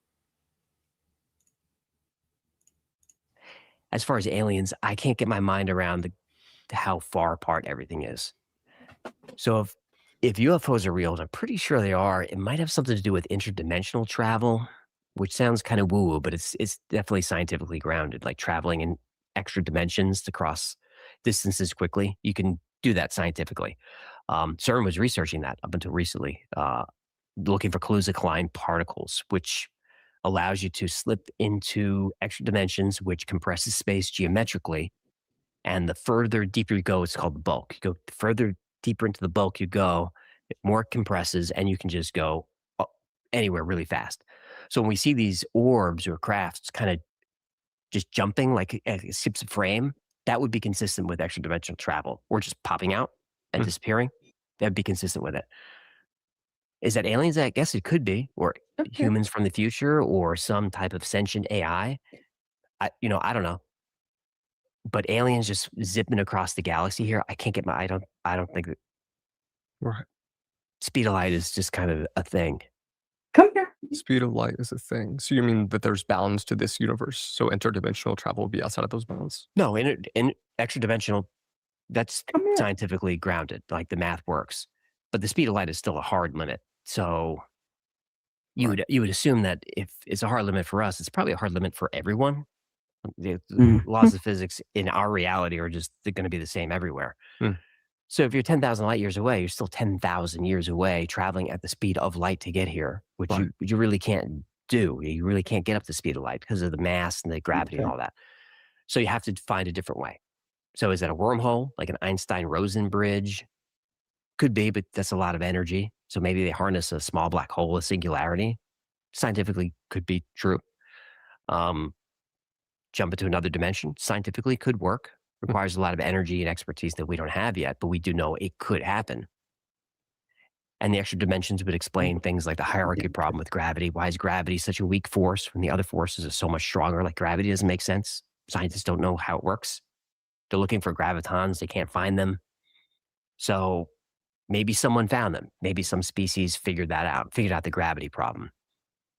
And the extra dimensions would solve that, because if gravity originates in the other dimensions, and this is part of a paper, I think, from 2010, then if gravity starts there, it's so weak because it just leaks down to us, where electromagnetism comes from here, so it might be weaker up there. I point up like it's up there. I don't know. It's around us. Electromagnetism comes from here. Is strong here. That's a strong force. The gravity is really weak compared to it. So a little technical there, a little deep into it, but I thought the basis for the conversation was interesting, and that other civilizations are definitely limited when they're traveling here, but the interdimensional or extra dimensional, however you look at it, aspect of it was probably makes the most sense of how it would realistically happen. I'm super on board with everything that he's talking about. This is always where my mind goes when it comes to UAP and everything, that they have the ability to manipulate all of these forces that we're talking about. And I don't have a better way of explaining this, so it's going to sound a little wacky to some people, but like, for lack of a better way of saying it, like if we're living inside of some sort of computer simulation, right? I look at these beings as being like, they're like they have the administrator protocol, right? Like when I go on my computer and I am going to like download a program, right? Sometimes it's like, oh, you need administrative access for this. You need to enter your PIN. They're the beings that have the PIN. So it's like they know how, they have the ability to manipulate all of these forces. And I'm glad that AJ said what he said about gravity. This is something that I bring up a lot. We don't understand gravity, not publicly at least. I think there's a better understanding of it in the black world, but we really don't know what it actually is. We just know where we're going to find it. We have certain bits of understanding as far as that is concerned. And now, if you take some of the things that like Lakatsky has talked about and others about, you know, okay, you have a UFO that's the size of like, you know, a bus or whatever, circumference wise, and then you walk into it and it's the size of a football stadium. It's like, well, that's non-Euclidean space, right? It's not supposed to make sense. However, Right. if you have the ability to do something like that, where you're able to manipulate time, space, and gravity, and you have full control over all of those things, you could, in theory, as an example, you could go out into like the middle of my front yard and create like a pocket dimension, and you could have an entire base like just in my front yard, and I could just walk past it every day and not see it. And it could just be contained. Again, you have to think in 4 dimensions in this particular instance. It's like, well, we can't. Well, we can to a degree, right? In 3-dimensional space, that's the world that we live in. We can go in all directions in a circle here, right? And then I can go up, down, left, right, all of that. Now, let's add a 4th. And it's like, well, what would that look like? To us as 3-dimensional beings, it's in. It's not out, it's in. So if, say, a UFO comes out of that pocket dimension in my front yard, right? It's going to look like this. It's going to start off really, really, really small, okay? But as it's coming out of that pocket dimension, right, it's getting larger and larger and larger. And now it's here. And that's why sometimes you see, I believe, UFOs that seem to just blink right out of our visible light spectrum. Like they're just not there anymore, but they are. I mean, it just makes the most sense based on what we see these objects do. They have some sort of mastery over these forces. And for all we know, too, and this is the heavy shit right here, you know, maybe they run those forces, maybe they control those forces, and maybe they created those forces. You know, these could very well be, you know, the moderators of our simulation. They are the ones that are running all the code in the background. They're the ones that are, you know, the system operators. Out of everything, man, you know, like you were saying earlier, some people are starting to really kind of hone in on what they think is going on. This is what I always come back to. Even with the hybridization programs going on, all of that, you can bring all of that into the equation. I still think that like when you see a UFO and it's doing what it does and it zips out of existence and all of a sudden it's just no longer there, or you walk into a craft like it has been reported, and this thing that's the size of a bus is now the size of a football stadium, they are interdimensional. And it's just the lack of a better term, right? Some people hate that phrase, but I think it makes total sense, actually. They can move around in our world, but then they have a completely different world that they emanate from, that they can go back to at will. And it's it's here and not here at the same time. It could be right next to me and not next to me. And that would also sort of it would then bleed into the crypto terrestrial idea, right? It's like maybe they have a base inside of a mountain and it's right there, but we can't see it. But we could see it if our brains were wired for it, or we could see it if they brought us into it. I think that's part of what's going on here. I really do. Yeah. I think it's deep too. You got to have a little bit more higher level understanding of science and physics and all of this stuff. And, you know, a lot of this just like, I try to understand it. I try to get it with it. And sometimes it just goes over my head. Some of this stuff when they get it can be deep. very confusing. It can be very confusing, dude. I wanted to point out something in the chat too. Whistling Mike asked if we covered the mantis yet. Do you know what he's talking about? No, I maybe just in the talks of all the beings that we were going over. Oh, okay, got yeah. I figured that it might be that. I wasn't sure though. In the hierarchy of the 4 beings, you know, which Eric Davis has discussed, the you know, the Greys, the Reptilians, the Nordics, and the Mantids. Where on the scale of the most advanced do you think the Mantids are? Do you think they're the most advanced beings, or where in that 4? Wow. Well, they seem to work alongside the Greys oftentimes. So I'm going to say they're they might be equal, right? But if the Greys or some of the Greys are technology that they created, then they're the most advanced because they always seem to be in the background during abduction experiences. So they're either equal or above. Interesting. All right, now we're going to get into the 4th quarter. We're in the 4th quarter of the of the show here, and we haven't even brought up what's kind of been the most popular event in the UFO topic the last couple of days, and that has been Jeremy Corbell. Jeremy Corbell responded to a comment and absolute chaos ensued. And I think this has probably been coming from bubbling up in the community of this clip that I'm about to show. But he's just been catching a lot of flack online because of the expectation I think he set with this. So I'll go ahead and play it, and then we'll provide a little bit more context and talk about it.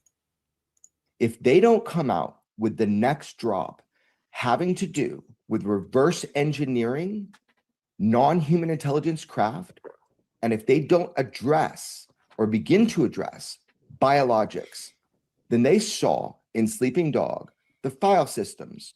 That's not just in my hands anymore. That's not just in George Knapp's hands.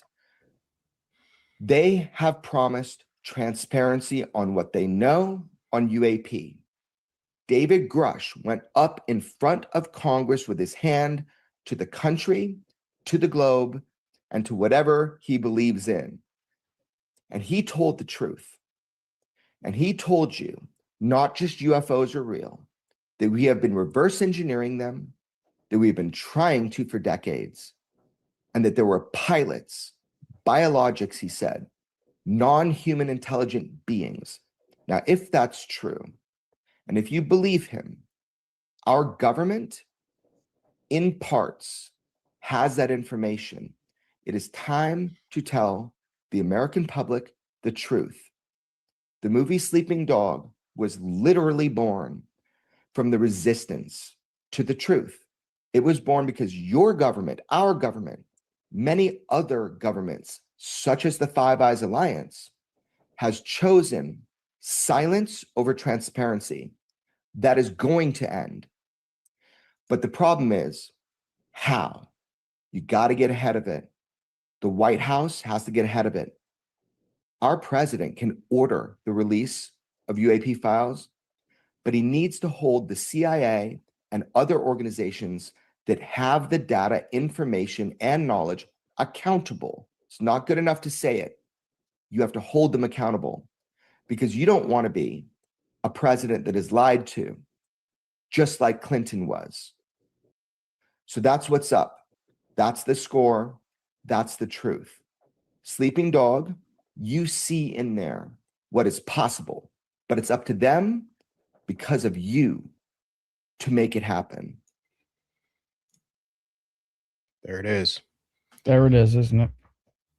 Well, just say that it's just frustrating to hear that and to have this all play out and to almost know that nothing significant is really going to come about from this, whether it was a bluff or he's just not comfortable releasing the information, as he has been before. And the comment here was just a random comment that was in response to, I think, one of the video, something recent content. And I don't think that he thought this comment was going to be taken so literally by the UFO community and to be shared so much. But in the comment, he said, "To date, George Knapp and I have released everything that we have vetted and verified to our satisfaction. If you want more or better, go get it." And it's just confusing, I think, because then in this clip, he references the hard drive of information about non-human intelligence, biologics, and all this stuff in which he's basically trying to leverage. It sounds like he's trying to leverage that he has this and wants the government to release it. Similar tactic, I think, with this list that Luna had that she said came from Jeremy Corbell, the list with her and Burleson, that all of them have been released by the government. I think this was the next step of that sort of tactic, where he was saying, okay, you've released this stuff, the like low hanging fruit. Now it's time to release the bodies and the craft and the back engineering. And I think they sort of called his bluff. It seems like it. And he hasn't published it, in which he was insinuating he was in this video. I'm going to try to do this as respectfully and as like unbiased as I can here. And I'm going to be really honest with my feelings here. I've had good interactions with Jeremy. I'm a big fan of George. I was reading through some of the comments on Red's initial thread. And there were people who were like, "Oh, Jeremy didn't say that." He did. Yes, he did, because I remember it. I've even made comments about it, like, "Oh, hey, Jeremy, man, like I tagged him, I think, even was like, yo, dude, like they didn't release anything in this drop. Like, what do you got, bro? Like, you know what I mean? Like, and I'm not to be a shithead either, but like I'm on the same team, right? Like, team disclosure, team get it out to the public. Like, Jeremy and George have done a lot of incredible work for this entire subject. It's true. So the way that I'm reading this whole thing, and my, and again, this is unbiased me. This is like, as if like, I'm going to treat this like I don't even know Jeremy. I'm just going to read it, right? So I've always said that I know that journalists, they can't just dump every document or, photograph or video. Like, things have to be vetted. Sources have to be protected. Claims have to be checked, because, publishing bad material can poison this subject. And, we've already had a lot of that happen, right? We deal with it almost on a bi-weekly basis. It's difficult. But that's not what people are challenging here necessarily. The question is whether specific files or evidence were publicly teased or promised and then never released. That is specifically what is being challenged here, that Jeremy said, hey, I have this. It's also in the hands of all these other people, allegedly. If the government doesn't address A, B, and C in this next drop, we're going to release it. So saying we released everything we verified to our own satisfaction, like, that's true. I believe that part to be true, but that doesn't give us any transparency into what remains and why it is still withheld, or whether those earlier expectations were even justified, right? So, and it also doesn't really, like, it doesn't address the actual question.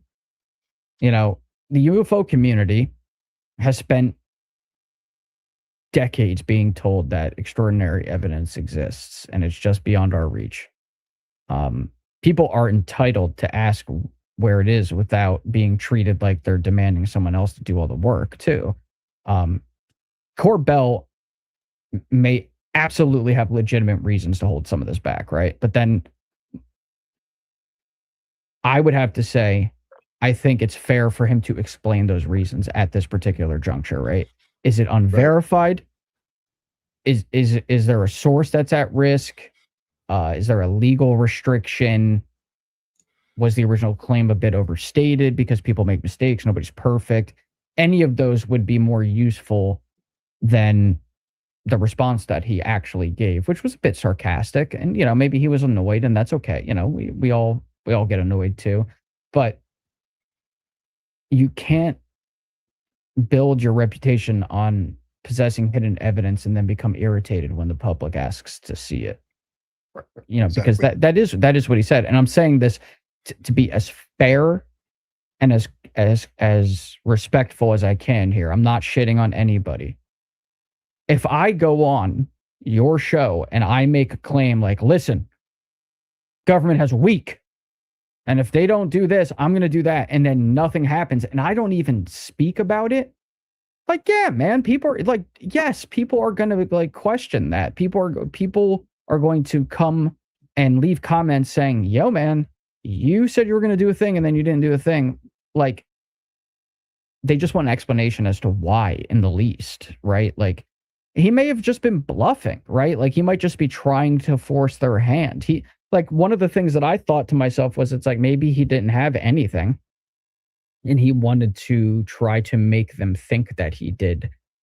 And like, I have no issue with that strategy, but it is going to come with some issues inherently. That is just because it can be read a couple different ways. It's, you know, people are going to read it as like, okay, that was your strategy, or are you full of shit? So I think the good move now for Jeremy would be to just directly address it. Like, okay, you said you were going to release this and blah, blah. Where are you at with that? Why have you not released it? If there's a plausible, legitimate, adult reason, let's discuss it. That's it. And let's just all be cool about it, right? Like, I'm not in the business of burying people. I really don't. You know, some people, obviously, like, I have pretty strong feelings about for very specific reasons. But in this particular instance, I think there just needs to be a certain level of accountability. Like, Jeremy's got tons of subscribers. He's got a lot of visibility. People expect answers. Like, that's the world that he has thrown himself into. That's what comes with it, right? Like, you and I are there too, man. You have 40,000 odd followers. I have 30-something thousand. Like, and then you combine that with our YouTube channels and everything. Like, we're even held to that same account, right? Like, if I make a claim or you make a claim, we have to answer for that to a lot of people that watch us, right? Like, that's the part of this business that we're in. That's the world that we're in. So yeah, man, I think Jeremy should address it very directly and very specifically. And I think that would probably help the situation, instead of telling somebody, you know, oh, go out and do the research yourself. Like, that's cool. We should all be doing what we can on our own. But I don't think he actually like addressed the question. Truthfully, I don't. I'm saying that nicely. Yeah, I think it's just frustrating to have that expectation set that the evidence is in his possession, or he's got the ability to post that to the public. You know, so we're like, okay, like, we are waiting on this. This is the evidence that I think people would be waiting on. And, you know, maybe it's a case where he just doesn't feel confident enough that if he releases it to the public, it could easily be debunked, you know, to where there isn't corroborating information. There isn't anything. That. Yeah. No, I think admitting that. Yeah, exactly. Admitting that and being like, you know, I'm not confident in the information that I was talking about. I've received it. It does show this, but I don't feel, you know, and I think, again, we're trying to hold account transparency from the government about UFOs, but we're not showing it in the people who are driving the process. Like, the people who are driving the process aren't being 100% transparent. And I think that's starting to get frustrated, and people are becoming more vocal about calling it out. To me, I think, you know, when you get it, here's a quote that's been going around, or just a saying that I think is in the UFO community. You just mentioned it, of like, doing the work. You know, you know, why don't you just go and do the work, or doing the work? And to me, a little bit of ufology has been called out to where the people holding the field to account, that is part of the work. You know, like, you can't just let everything go out and open up the floodgates and let all this disinformation run rampant within the topic. There's got to be a level of scrutinism that we can pay attention to some of the things that might be presented to the community as disinformation or not the truth or not as in the real event and stuff like that. So, there's different aspects of quote unquote doing the work. Is it just somebody who's going to just automatically believe everything and attack people when they're trying to debunk or be cynical about things and just be a phone for stuff in disclosure? I've decided based off of my decision in the topic that I'm going to be a little bit more critical. I'm not just going to just jump on board with things and promote them as real or as definite as actually how they are, because I've seen all these other aspects of it, narrative control and manipulation behind the scenes and backroom groups and sources and anonymous information. And all this stuff is being played out. And another one is, why can't we all just get along, right? Like, why can't everybody get I it's never say it gonna all the happen. time. But I say to it me, all it's the never going time. to happen. It's that, it's kind of like I equate ufology, and I'd like to get your thoughts on this, but I talked about this in my last, the UFO trenches thing, is I equate ufology more to like how I am with my sports team. I am passionate as hell about my sports team, but I'm critical as well. Like, I will voice my opinion. If I don't like the quarterback, I don't like the play, I don't like how the organization's being run, I'm gonna be vocal about it. Right. But I still love it. And I still am a fan of the team. And it's the same with ufology. Is I'm very passionate about the topic. I love everything in it. I've had a lot of friends. I've made a lot of connections within it. But I'm also critical of the topic. I don't think that the plays, the directions that it's going, always in the best interest of the field and how I think it should go. So, that's kind of how I approach the topic in association with like a sports team.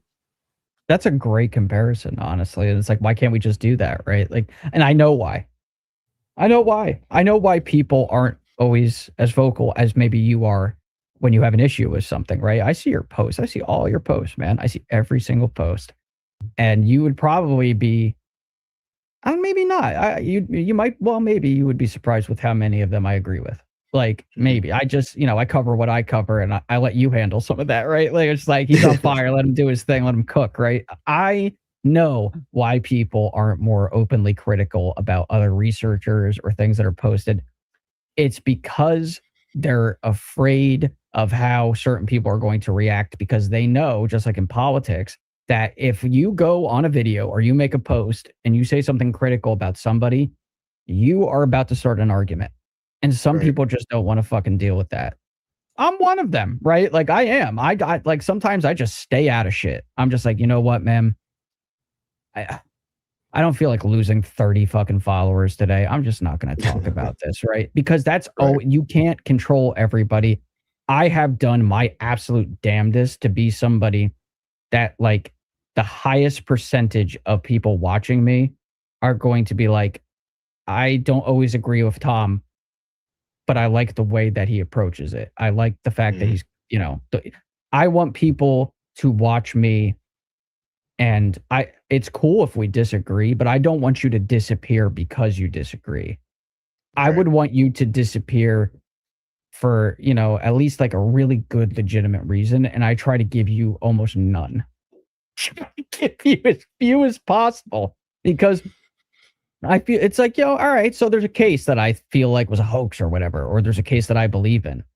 That should not be enough for you to just disappear when we agree on like all of these other things. But when it comes to people, when it comes to something that somebody said they're going to do or something that they did do, it creates a huge mess, man. I mean, look at the video I made about Greer. I mean, I'm sure his time is running out, right? We might even, I'll have to check the time on that. He also said that if the government doesn't comply with his letter, that he's going to release what, I guess, he's got stuff that he's going to release. And my issue, I said, was that that's not enough right now to say that.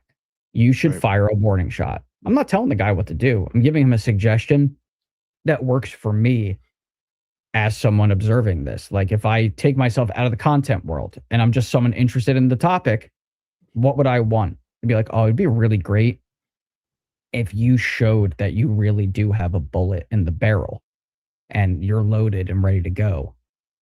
And I haven't seen shit. And he has, and again, I understand people, he's got a huge following. He's very famous. He has his diehards and everything. But he's not perfect either. He has done things that I don't like. He has said things that I don't like. Other people have accused him of certain things that, I can't prove one way or the other, but they have to be discussed. Like, we can't just, like, when I've probably done and said things that maybe some people need to discuss. I don't know. I'm not perfect either, but we need to get to a place where we can have those conversations, but then still, like, by the end of it, be like, all right, you know what? We got that out of the way. People make mistakes. People aren't perfect. I'm not going to get specific, but you and I were talking about something before the stream. That's an example, right? Like, people aren't perfect. Things happen sometimes. And if you don't have all of the information either, that's the issue here. And that's where I'm going to land with Jeremy. Right. I'll be really honest here. I don't think he's lying. I don't think he's bullshitting. I think there's more information needed, and then I can determine whether or not, like, I really need to call this out, right? Like, he could have been bluffing. He could have been, he might have something that now further down the line he has a little less confidence in, or maybe he's having conversations with certain officials like, hey, dude, we are going to release some of this. Don't jump the gun. Just wait. Yeah. And if that's what's going on, it's good if it can be addressed. That's it, right? We're very harsh. I think if people take a step back and approach this like you're saying with the sports team, it's true, man. I'm a Knicks fan, right? Like, we just won the championship. How do you think things were going in the years leading up to that before we got Jalen Brunson and OG Anunoby and everybody? Like, I was like, man, oh my God, fuck Jim Dolan, right? Like, I was not happy. I was not happy. I was like, Carmelo Anthony, all you're doing is you just want to score points, but you don't want to win games, right? Like, I could have been super critical. They're still my team, though. They're still my team. I still care about my team. And now we won a championship. Well, the UFO community needs to do the same damn thing. We need to just keep playing. We need to, improve our roster, make some trades. We can end up in the finals. That's a great comparison, though. It's the you truth. get this thing over the goal line, or like, and it does seem like, in a way, the cards have been played to an extent where we're not really getting any more hearings. I think maybe Grush, just speculating, Grush could have exhausted a lot of his connections with trying to get them to come in. The videos, like Luna and Burleson have said they've got all the videos that they've requested have been released. Jeremy Corbell has just said in that post that he's already published everything, posted out that he feels vetted and credible. So in a way, I don't know if, like, they're looking for what that next step is like, we've played our hand. We've gotten all the files that we know about that can be released out. What's that next stage? And I think, unfortunately, it might just be trying to get Trump to admit something that is not going to be able to be backed by evidence, so that UFOs are real. I think the goal, get Trump to make an announcement, make this speech that UFOs are real and we've interacted with them. We've got back engineered technology, stuff like that. But what comes after, to me, is going to be the extremely difficult part of then when the questions come of how to confirm it, how to bring validation of that statement. And I think that we're just trying to push this so far that people like Avi Loeb are going to be put in a tough position when they're like, well, Trump, people are announcing that UFOs are real and alien life is here. And Avi Loeb's like, I haven't seen any scientific research or data or evidence that shows that. So I think there's going to be a little bit of a tension that's going to happen with the announcements that people want to come, and then the information that would have to be there to sort of confirm it with the questions and the science and all that. It has to be supported. I got to be honest, man. I don't even think Trump should make that type of announcement without backing it with something like really tangible. Yeah. If they can make that sort of announcement with personal confidence, I guess it would really need to be followed by something. I would also suggest a strategy for everyone, really. A little bit of like ufology amnesty All right. So let's say Yeah. Jeremy is sitting on a bunch of stuff that he hasn't released because, like you said, it's not as verified. We don't have the same chain of credibility. Like it could be, it looks really good. It looks really interesting, but we still haven't met the criteria that we want, that we need for something to be released. I would say, you know what? Release it.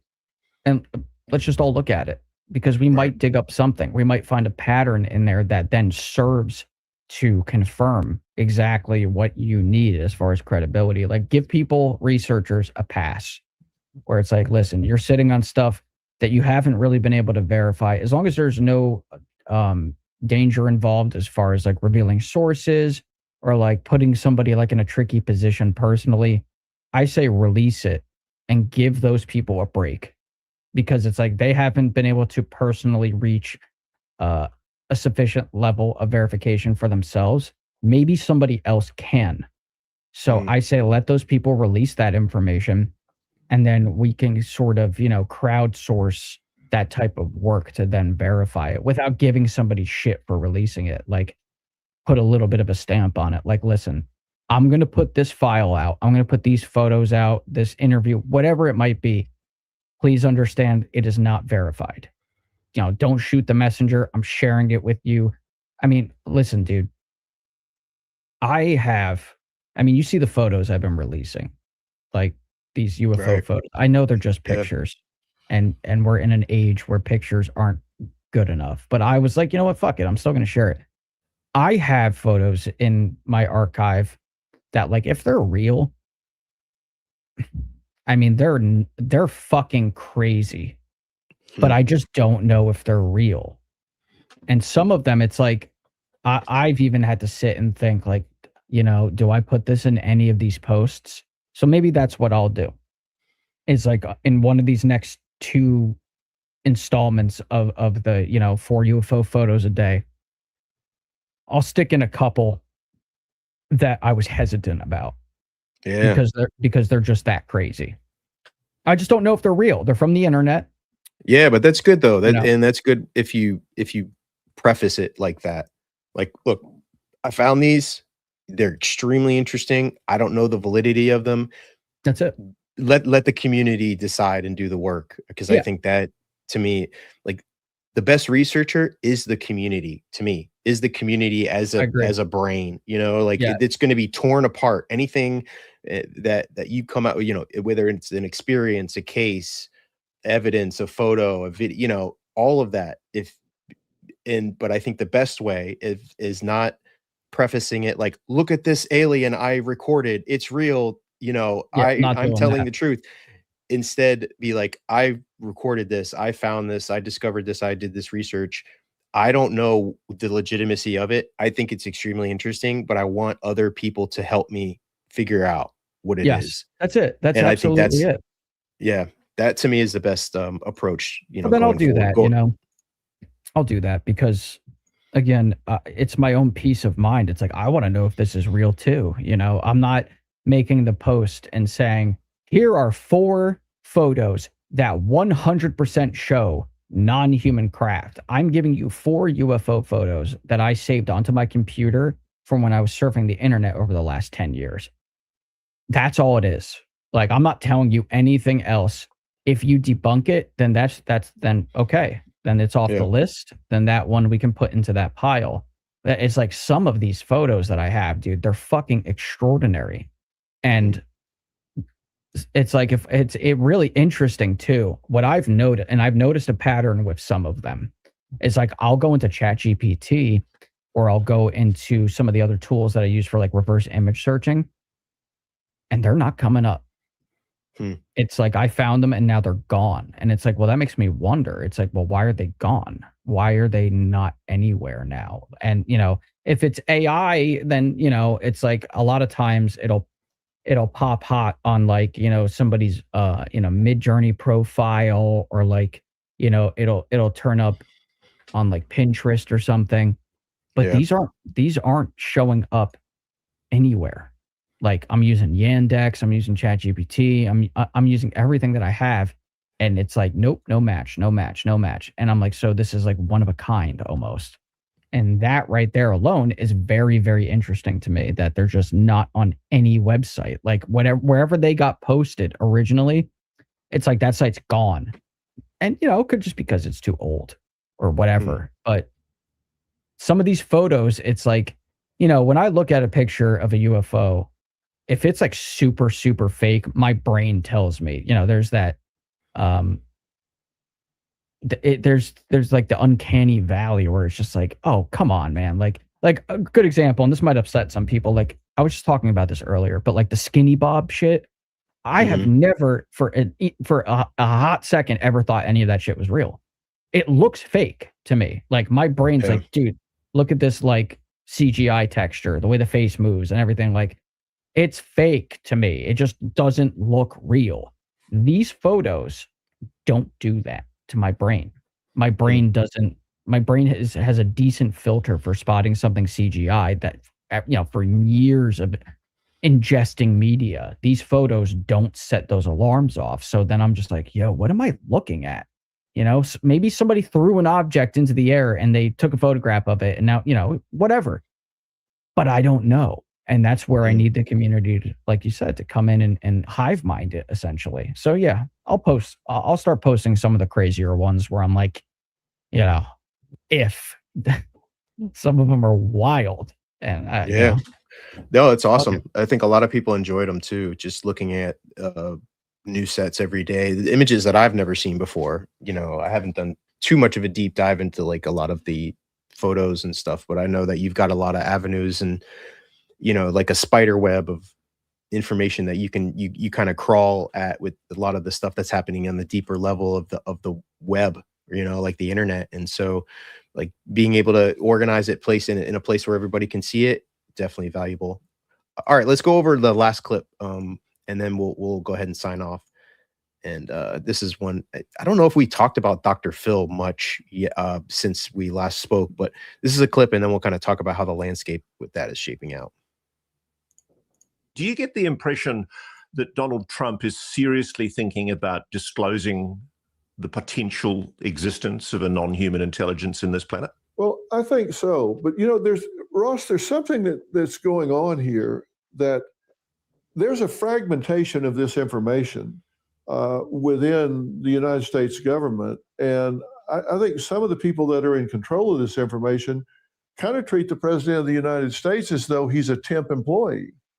This person's going to be here for a while and then they're going to go out. And I'm not sure how candid some of the people in control of this information are with the boss, with the president of the United States, which is pretty incredible when you think about it.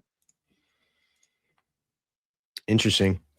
And Dr. Phil is really got the inside track here, I think, on Trump and being in communication and close contact. He was given access to the latest tranche of files. Specifically, him and his team were given the access to the files early, and he seems to have a line to Trump. He's on it. I think he's on his like spiritual council or spiritual board, personal friends with him.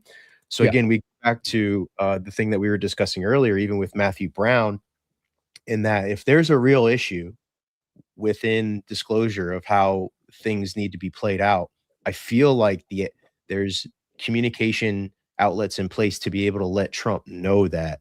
And even, Dr. Phil being his friend, he's even admitting here in the clip that he's not even getting the truth. He's being hidden.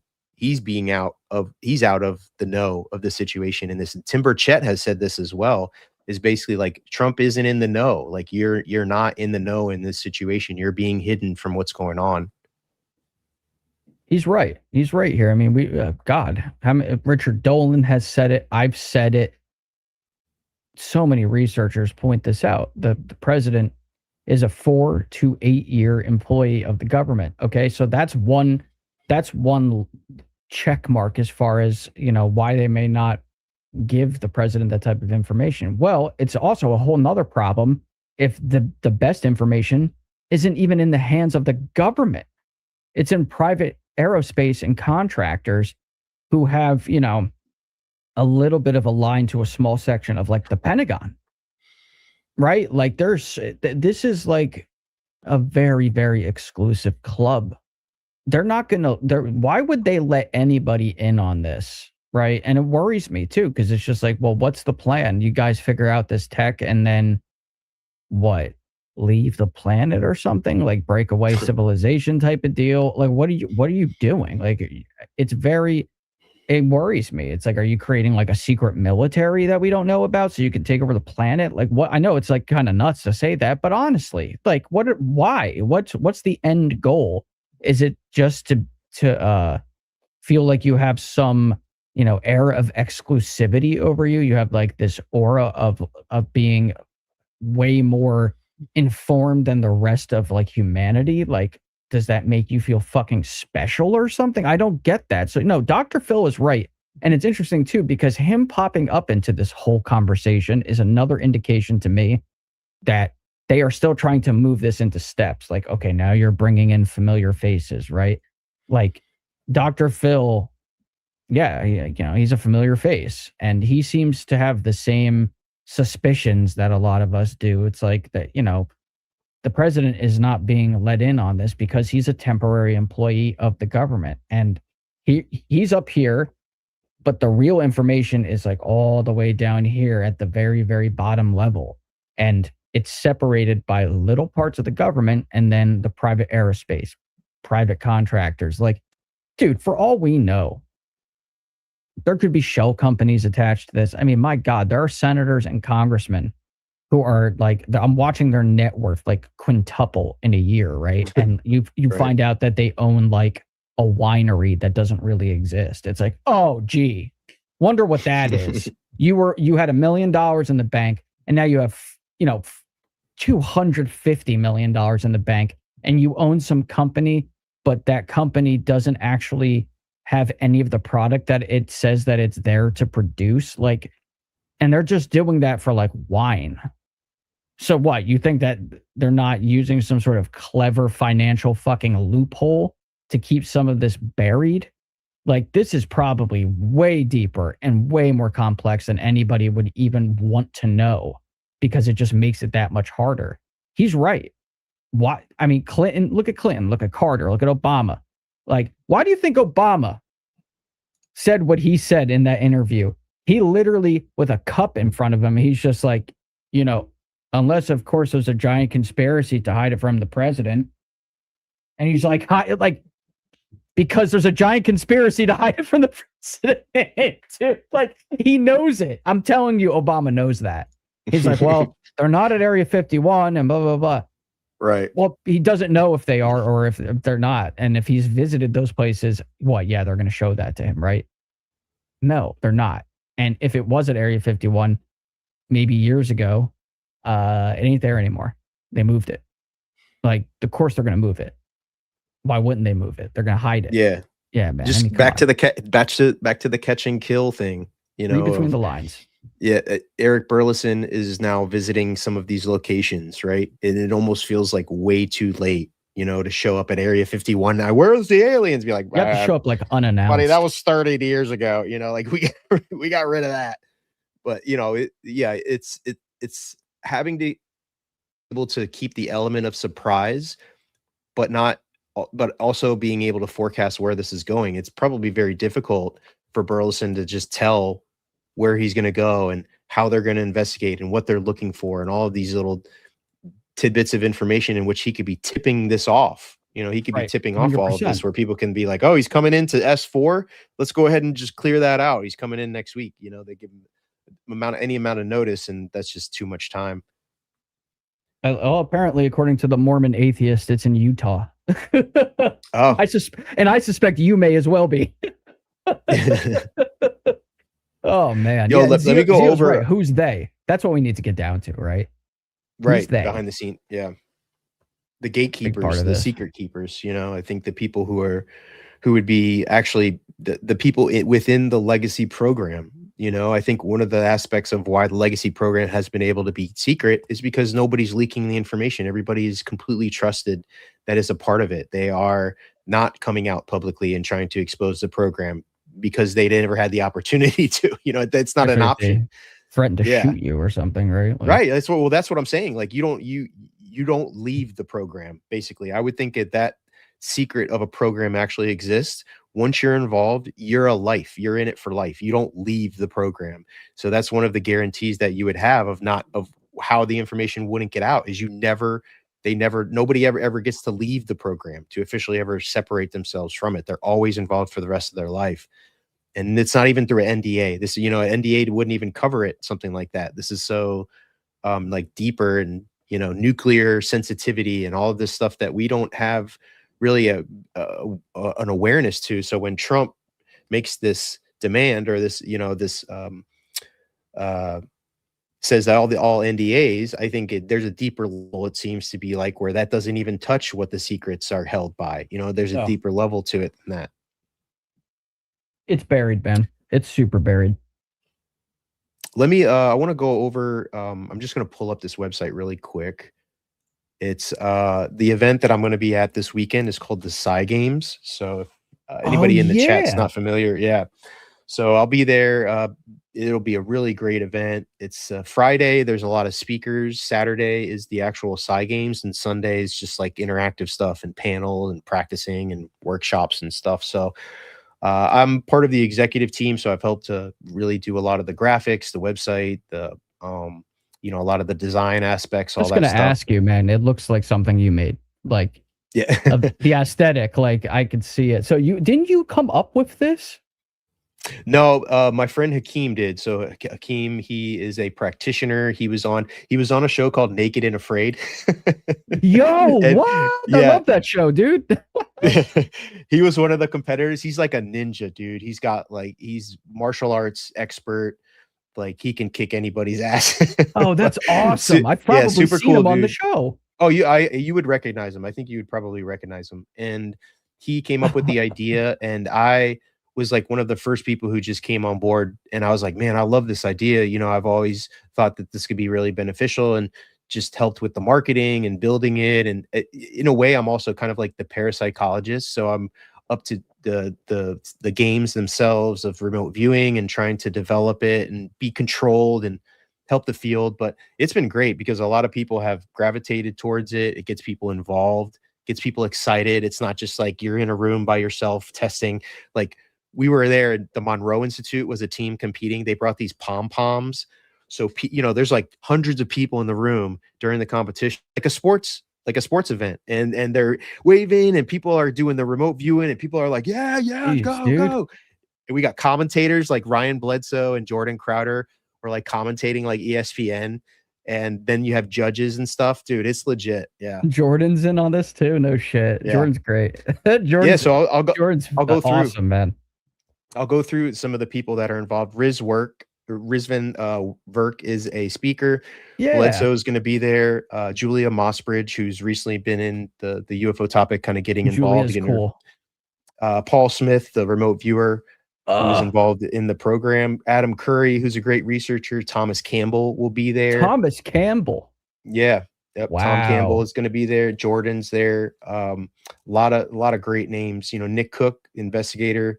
Vetted's going to be there. I got Vetted a media pass.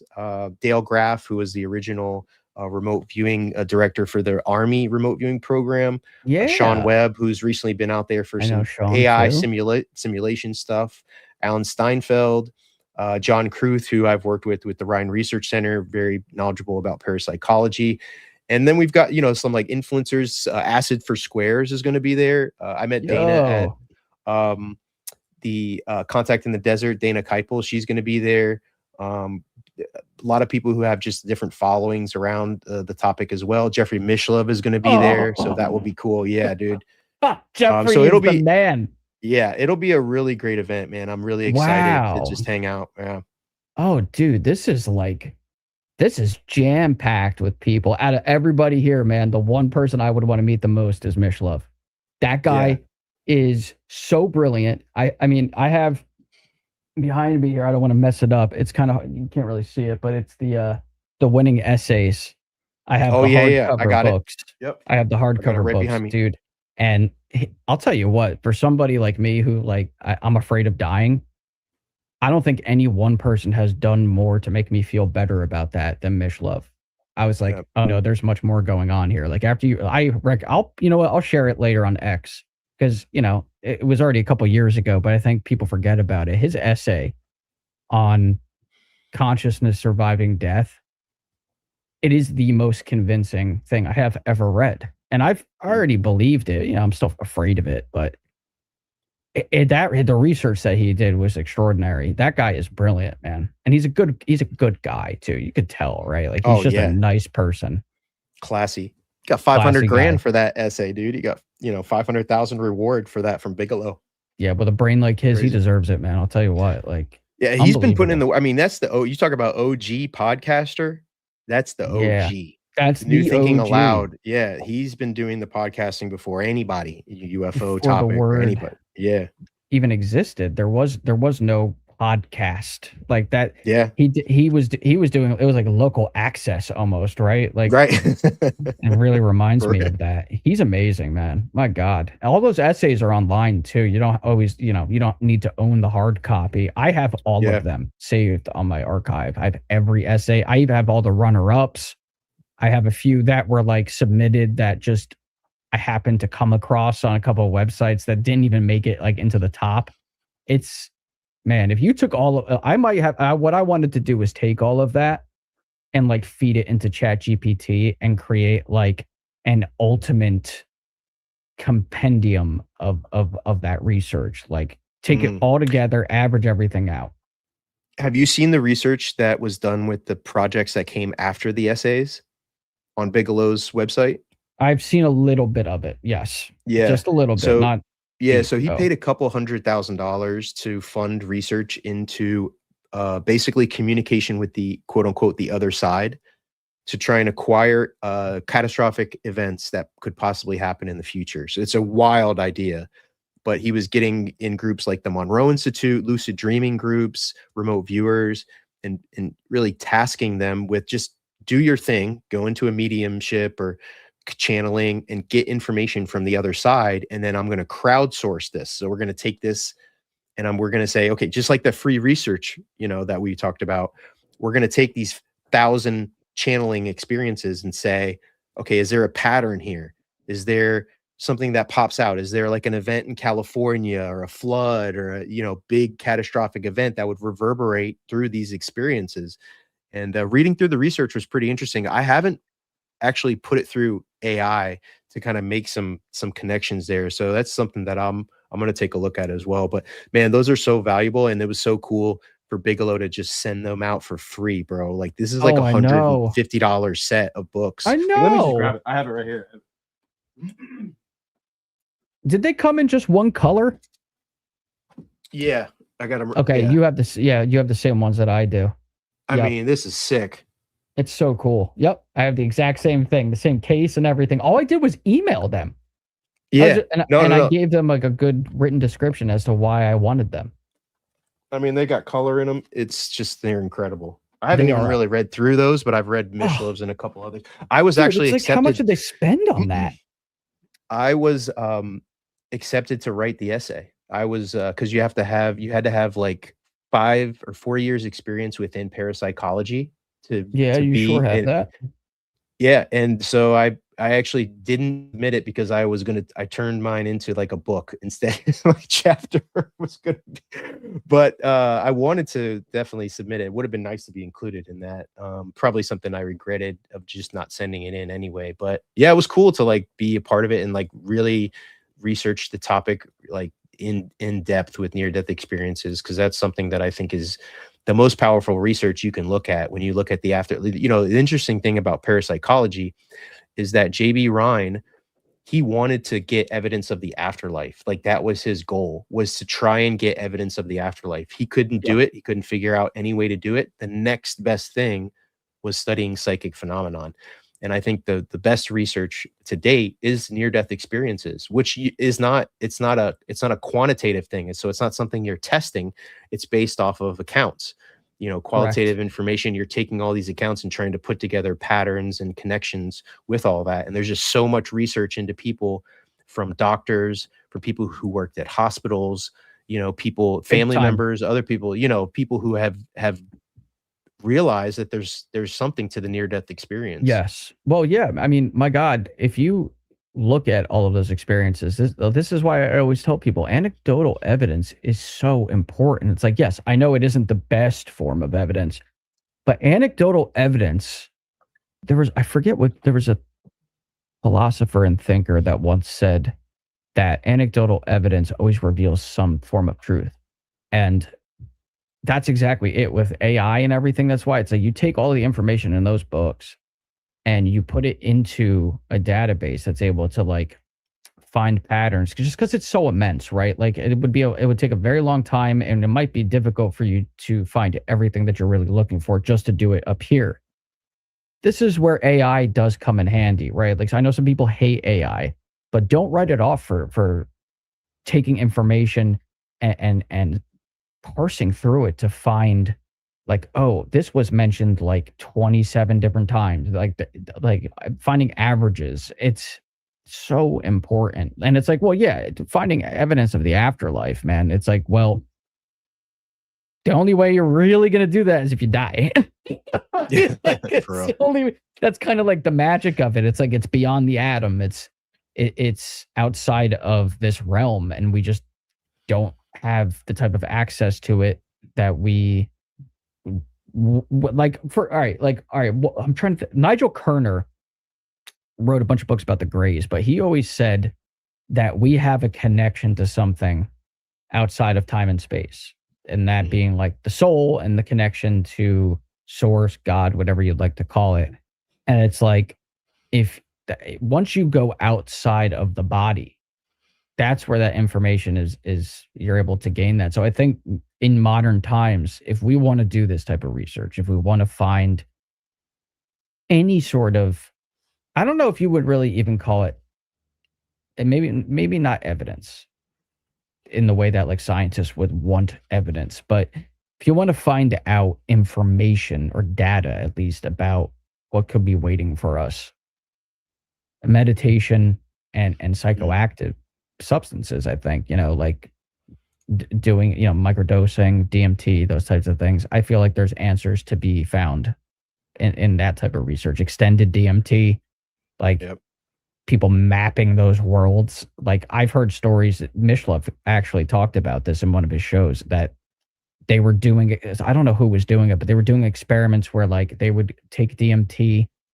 and, go through the experience, but then they would keep trying to like force their minds or whatever to go back to like where they were. And they were seeing like reoccurring architecture, for lack of a better term. Like they're like, yo, these are places.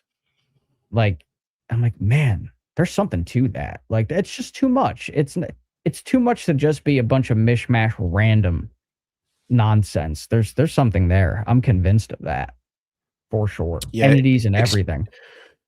Like experiential research.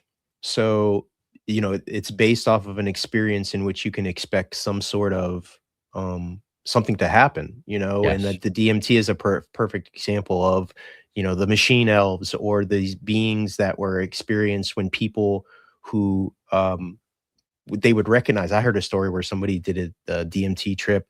They were interacting with a being. He did it again, and the being recognized him. Was like, "Oh yeah, you're back here now." I was like, "What?" Like, or shared experiences. There's you ever heard that story of like the purple lady? Do you know what I'm talking about? Okay, so there's a series that I think it was Comedy Central does it on their YouTube channel. It's called Tales from the Trip. And there's like a comedian and his friend, and they're gonna do DMT. So the comedian does it, and he meets this beautiful purple woman that like knows him, and he said it felt like he had known her his whole existence. They were very close. It was like a soulmate type of deal, right? Like they're like really, really like your family. I love you so much. Like it's good to see you. He comes out of the trip, doesn't say a word about the trip, doesn't describe anything.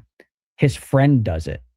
His friend comes out of the trip, and he's like, yo, dude, I ran into this really beautiful purple lady that said she knew you. It's like, what do you explain that, man? Like shared hallucination doesn't, no, because there's too many stories like that. If you go and really do your research into DMT trips, you will find that happens a lot.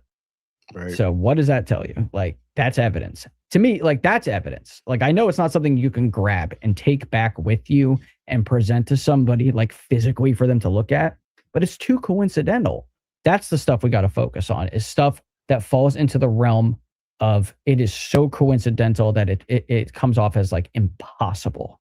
That's good information for me. Like, that holds weight in Tom's court of psychic justice. Right. Well, it's powerful. I think the most powerful way. is. It's not the easiest, it's easy to show somebody evidence and try and convince them, but you don't have to do any convincing if somebody directly experiences it. Right. Of having that direct, so then they can intake, they can analyze it and not have to like imagine or something like that. That's what has appealed me so much about out of body experiences, remote viewing, lucid dreaming, precognitive dreaming, all that stuff. They're all based off of experiences where you don't necessarily need to believe anything or to take anybody else's word for it. You're directly trying to explore it and experience it yourself so you can gain an understanding. There's something I've been wanting to do for a very long time, but I finally figured out, like, maybe this is why I haven't gone through the whole thing. Is because I didn't think to document it, but now I'm going to document it. I want to find the time. I have all the gateway tapes. I want to go through and do the entire course and document it like a video journal. Like, okay, today I'm doing gateway 3, whatever whichever tape I'm on, and then come on and like talk about what happened. Like, what am I experiencing, to see, as someone goes and does the point A to point Z, like the progression, like if there's anything that I go through that other people are like, oh man, I was on tape 6 and that is exactly what happened to me. Like, I am not looking at anything, right? I want to see if other people run into the same stuff that I ran into. I'm not looking. I don't want to know. I haven't even searched it. I'm not looking to see online if other people have done this. I want to do it. And then have other people come, because I want to confirm it for myself. Like, oh, wow, so you saw the same thing. You felt the same thing, that type of deal. And then my ultimate goal with it is like, I want to see if I can like run into like NHI in the midst of all this. I want to see if I can like, have an interaction, a communication with some form of intelligence that I guess you run into when you're out of your body. Because I believe there's something there. And I recommend, unless you already know about this, but Donald Hoffman, when he was on with Jesse Michaels, like that work, man, once they hit the pinnacle of that, the mathematical work that they are currently doing related to non-local consciousness, I think we may be looking at the beginning of a revolution there, as far as a mathematical proof, a breakthrough that substantially proves with math, the language of the universe, like, hey, we are consciousness that is inhabiting a body and we are not from the body. Like, the math says it. It's astonishing. Please, for everybody, go watch that interview. Donald Hoffman with Jesse Michaels. Like, some of it's very complicated. Even for me too, where I'm just like, this is out of my wheelhouse. I'm gonna have to do some studying here and to learn. And once I did, it dawned on me. I'm like, oh my God. Like, it's like trying to make 1 + 1 = 3, right? Like, it doesn't work because it's math. It's truth. Same thing here. They're doing all these formulaic equations and it keeps spitting out the same simple answer. Like, oh yeah, your mind isn't generated by the brain. It's like, what? It's amazing. I'm telling you. It's like, it blew my mind. Because I already believe that, right? I talk about it all the time. Non-local consciousness. And now the math is saying the same thing and it's screaming it. So that could have the potential to really change the way that science approaches studying and understanding human consciousness moving forward, especially with Hoffman, because Hoffman has people's respect. He's someone that is respected, and that's a big part of it. It's amazing. Yeah, I think having academics come in and really get involved in the field is something that we need more of. And yeah, I agree. That's a great episode. All right, man. We'll go ahead and wrap it up here, dude. I really appreciate you coming in. I'm glad we were able to dive in a lot into the phenomenon. That's one of the goals that I wanted to have, and whether it was the hybrids or the culture shock or the different aspects of interdimensional travel. Man, I think we covered a lot of great topics, and I really appreciate you coming in. Just for the viewers here, just give a little bit more maybe about what you're working on. You mentioned the long form videos. That's awesome, dude. That was great to hear about that. But anything else you got cooking up soon? Yeah, so Digby should be making an appearance pretty soon, it would seem, now that he's got his setup. I know I keep saying this all the time, but like I think it's imminent now that he'll be joining us, me, you, whatever is happening, he'll be there at some point. Nice. Which will be nice to have him back, man. So working on a video about a case, a longer form video. It's probably gonna be like 25, 30-minute video about I'll get a little bit more specific about it. It's about someone who was creating a story, we'll say, and the stuff that he started writing about was horror based, and a lot of really weird stuff started happening around him, and then it jumped to other people. So it's like you got your hitchhiker effect. Yeah. And then it also seems like they were accidentally creating an egregore, we'll say. And it's terrifying. I won't lie. Like it's a negative. It is not a happy story at all. It's crazy, but I feel like it needs to be discussed because it has a lot of modern phenomenology tropes as part of like what occurred. So that is going to be on my YouTube channel, Cortex Zero, not hard to find. And then, of course, if you are not from X or you're on X and don't follow me already, Cortex_Zero. And besides that, I just have this like really giant list of different cases and stories that I can do pretty much any type of content that I want. And it's nothing anybody else is talking about or posting about or anything. So it's like, you'll come to my profile or my page or whatever, and you'll see something that there's a good chance you didn't see. You haven't run into it yet. I've been trying my damnedest to come up with stuff like that. And then, of course, I'm popping those photos out and everything. I'll start posting some of the crazier ones. And then moving forward, I want to try to get into some spaces and start hosting some spaces, and doing I'm just trying to push out content like every week, something. I've got working on some shorts that are pretty cool. Like I was telling you about, that kind of go into like the depths of some of the more complicated stuff. It's like, well, I heard the term metamaterial. It's like, well, I'm going to show you again, like what that actually is. Like all of these crazy, complicated, like non-Euclidean geometry. Like what the hell does that mean? I'm going to show you why it's interesting and how it relates to UFOs and everything. And outside of that, the other thing I was going to start doing is that like I always find really cool like UFO centric artwork online, or even stuff that I've made or generated or whatever. I'm just going to start posting some of that shit. Like seriously, like, here's 4 images. Have fun. Because some people just like it. I don't know. They just like looking at it. So, I'm just going to keep rolling, and I'll be here when you need me. Hell yeah, man. I appreciate it. And looking forward to a lot more discussions just like this. Let me know about the spaces for sure. I'm going to do the debate space. We're going to push it to not this next week, but the following week. So just to everybody heads up, just to give us a little bit more time. I got a lot of stuff going on with the side games and getting ready for the event coming up. So I'll be really busy this next week, but I'm excited to hang out with a lot of people in the community, do a little psychic testing, have a lot of fun. So looking forward to that. Got some more videos coming up, got a lot more ideas simmering, stuff cooking up. So excited about that. Thanks everybody in the chat, man. Really appreciate everybody, putting them comments in there. Subscribe to the channel. I've been really trying to push it for about 2 months now. Just going to be trying to go hard as much as I can to establish the channels and do all that. So appreciate everybody in the support. Have a great one. Peace, guys. Take care.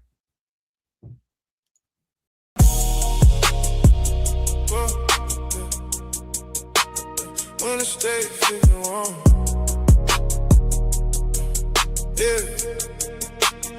Interstate 51. Moonroof back, let's ride. Stars in my eyes and the whole squad high. Light in the sky, yeah, we all saw that. Interstate 51, ain't no coming back. Interstate 51, woo. loud. Windows down and we floating through clouds. Interstate 51 all night long. If they listening out there, put the song on. Friday night in the tank on full. Whole crew deep and the vibe so good. Moon hanging low and the air so cold. Big 808 make the dashboard fold. Saw white light way out by the trees. Stop on the dime in the dip with ease. Nobody spoke, everybody smile. Like we all turn back into little kids. Hands out the window, stars on blast. Living right now, don't care about the past.